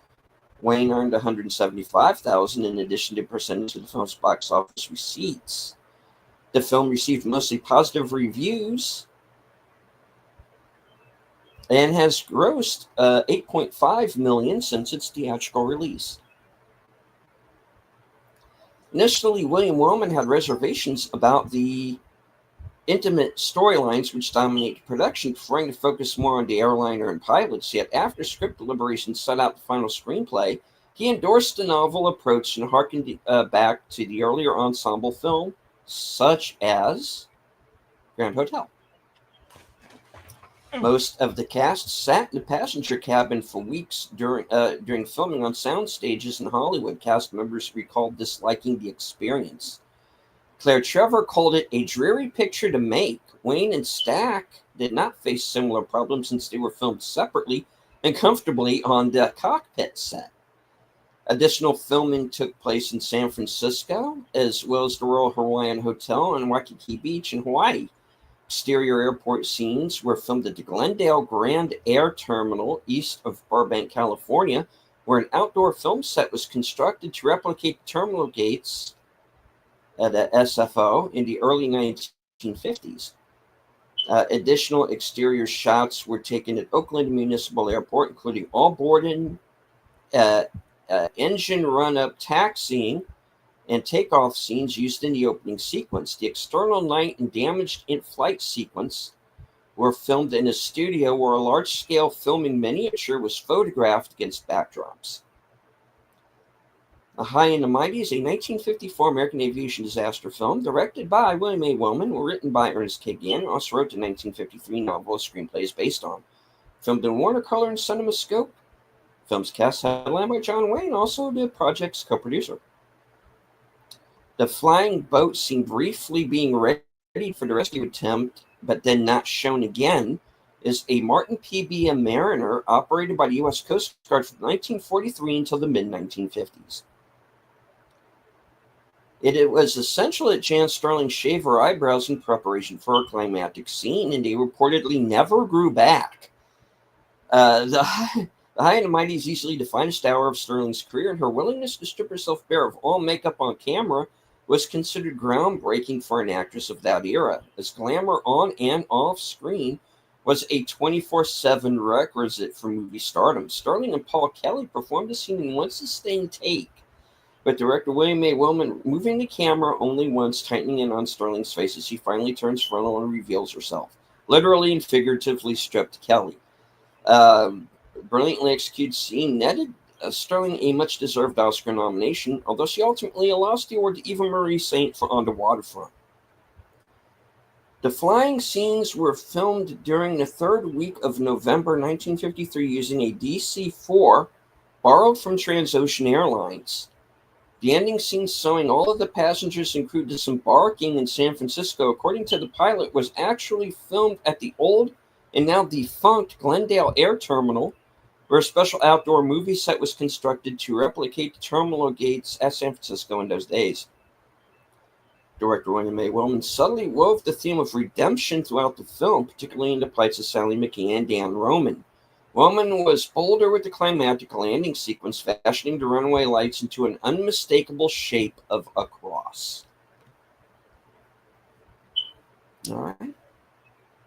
And that is all of the trivia. The scrolls are closed. Excellent. Yep.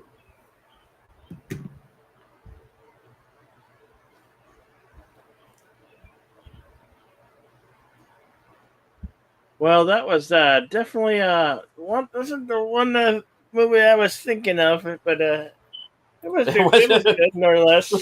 It wasn't the one I was thinking of either. So, got us both on this one. Yeah. But yeah, still a good movie. One I'm sure we probably would have gotten around to at some point. So, yeah. All right. We get Das Boot coming up on Action Theater on Thursday, back at its regular time. We hope you'd be here for that if you can. Das Boot, and then next Saturday we're going to be doing The Guns of the Navarone. Both classic, very well liked films.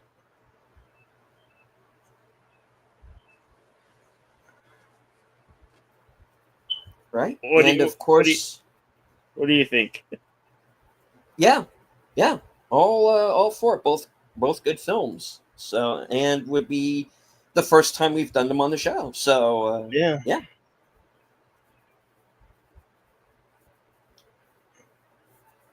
All right. And of course, we got tomorrow the second Mhm. part of Comanche Moon. We're gonna finish that off same time, and there'll probably be some karaoke tonight here on the channel. And if you could drop by when you can to leave, that'd be great. I hope to stop by at least for a few rounds. Yes. Okay. Yeah. Well, that's about all I got coming up right now. All right. As for myself, a little tentatively scheduled, let's say. Tomorrow, of course, as Bill said, Western Cinema Presents as we finish off Comanche Moon. Also, no unscripted tomorrow night. But you can catch me into chat for Geeky Geezers, which is a show that I mod. And also, stay on my channel, 12:05 a.m. Eastern, 11:05 p.m. Central. I will be joined by the Tired Midnight Blogger, the voice of Northern Oklahoma, Curtis Selby. We're going to be talking all about his new channel, Nothing to See Here, Citizen. That will be during Reserved Seats, episode 10, 12:05 a.m. Of course, join me Tuesday at 7 for the Mystery Movie Night podcast. And right after that at 8:30, live from Starkwood in 21, which is a retrospective of the Twin Peaks television series and kind of a retrospective of David Lynch's career in general. Then, of course, Thursday, as Bill said, join us right back here, Action Theater, returning to its regular time for Das Boot. And I take it that will be the theatrical edition? Yeah. Right? Okay. Yep. Because remember, that was in Germany actually a miniseries, a television miniseries, believe it or not. Mm-hmm. So there is a 5-hour version out there, but we're not going to be doing that one. We're going to be doing the theatrical version. Yeah. Yeah. The classic theatrical one from 1981. Yes. Starring, of course, Jürgen Prochnow, who went on to be in many other movies, usually playing villains, but not always. Herbert Grönemeyer, who was kind of like the German Bruce Springsteen. You know,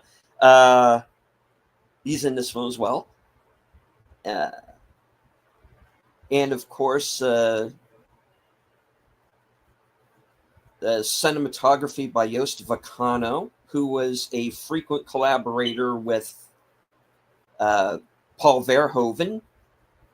He did Total Recall and Starship Troopers as well, and I think RoboCop. I don't remember.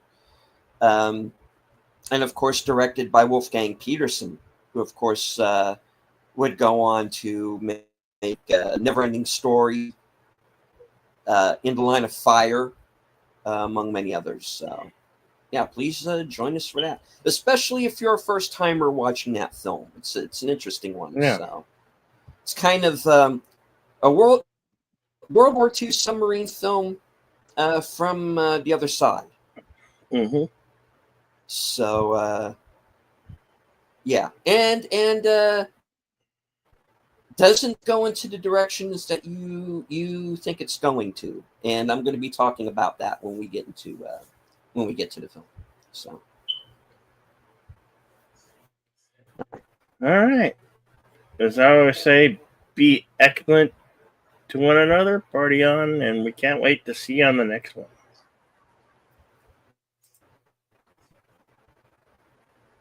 All right. Now, as I always say, thank you all very much for joining us, especially those who are joining us here in the main chat.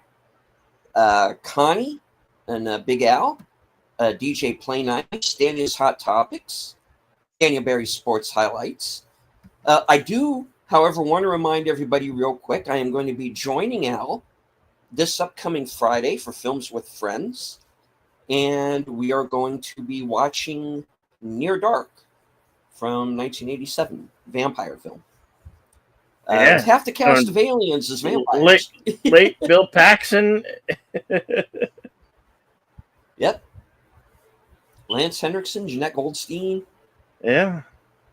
With Adrian Pasdar, Jenny Wright, and Joshua Miller. So looking forward to that one. And I am going to be joining Al on my birthday on June 20th for the 50th anniversary edition of Jaws. Ooh. So please join us for that. That's a classic. Yeah. Indeed.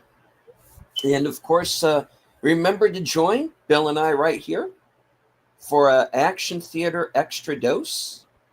And I believe the next Extra Dose is going to be the Guns of Navarone, correct? Yeah. Yep. All right. With Gregory Peck, David Niven, Stanley Baker, James Darren, Richard Harris in a cameo, Best Picture Oscar nominee film. So check that out as well. All right. So, like I said, thank you to everybody who joined us in the chat. And as I always say at the end, good night, take care, stay strong, be safe and healthy. And by doing so, make sure you get on a plane, which is not having any mechanical issues. Because this is how we win. Later, folks.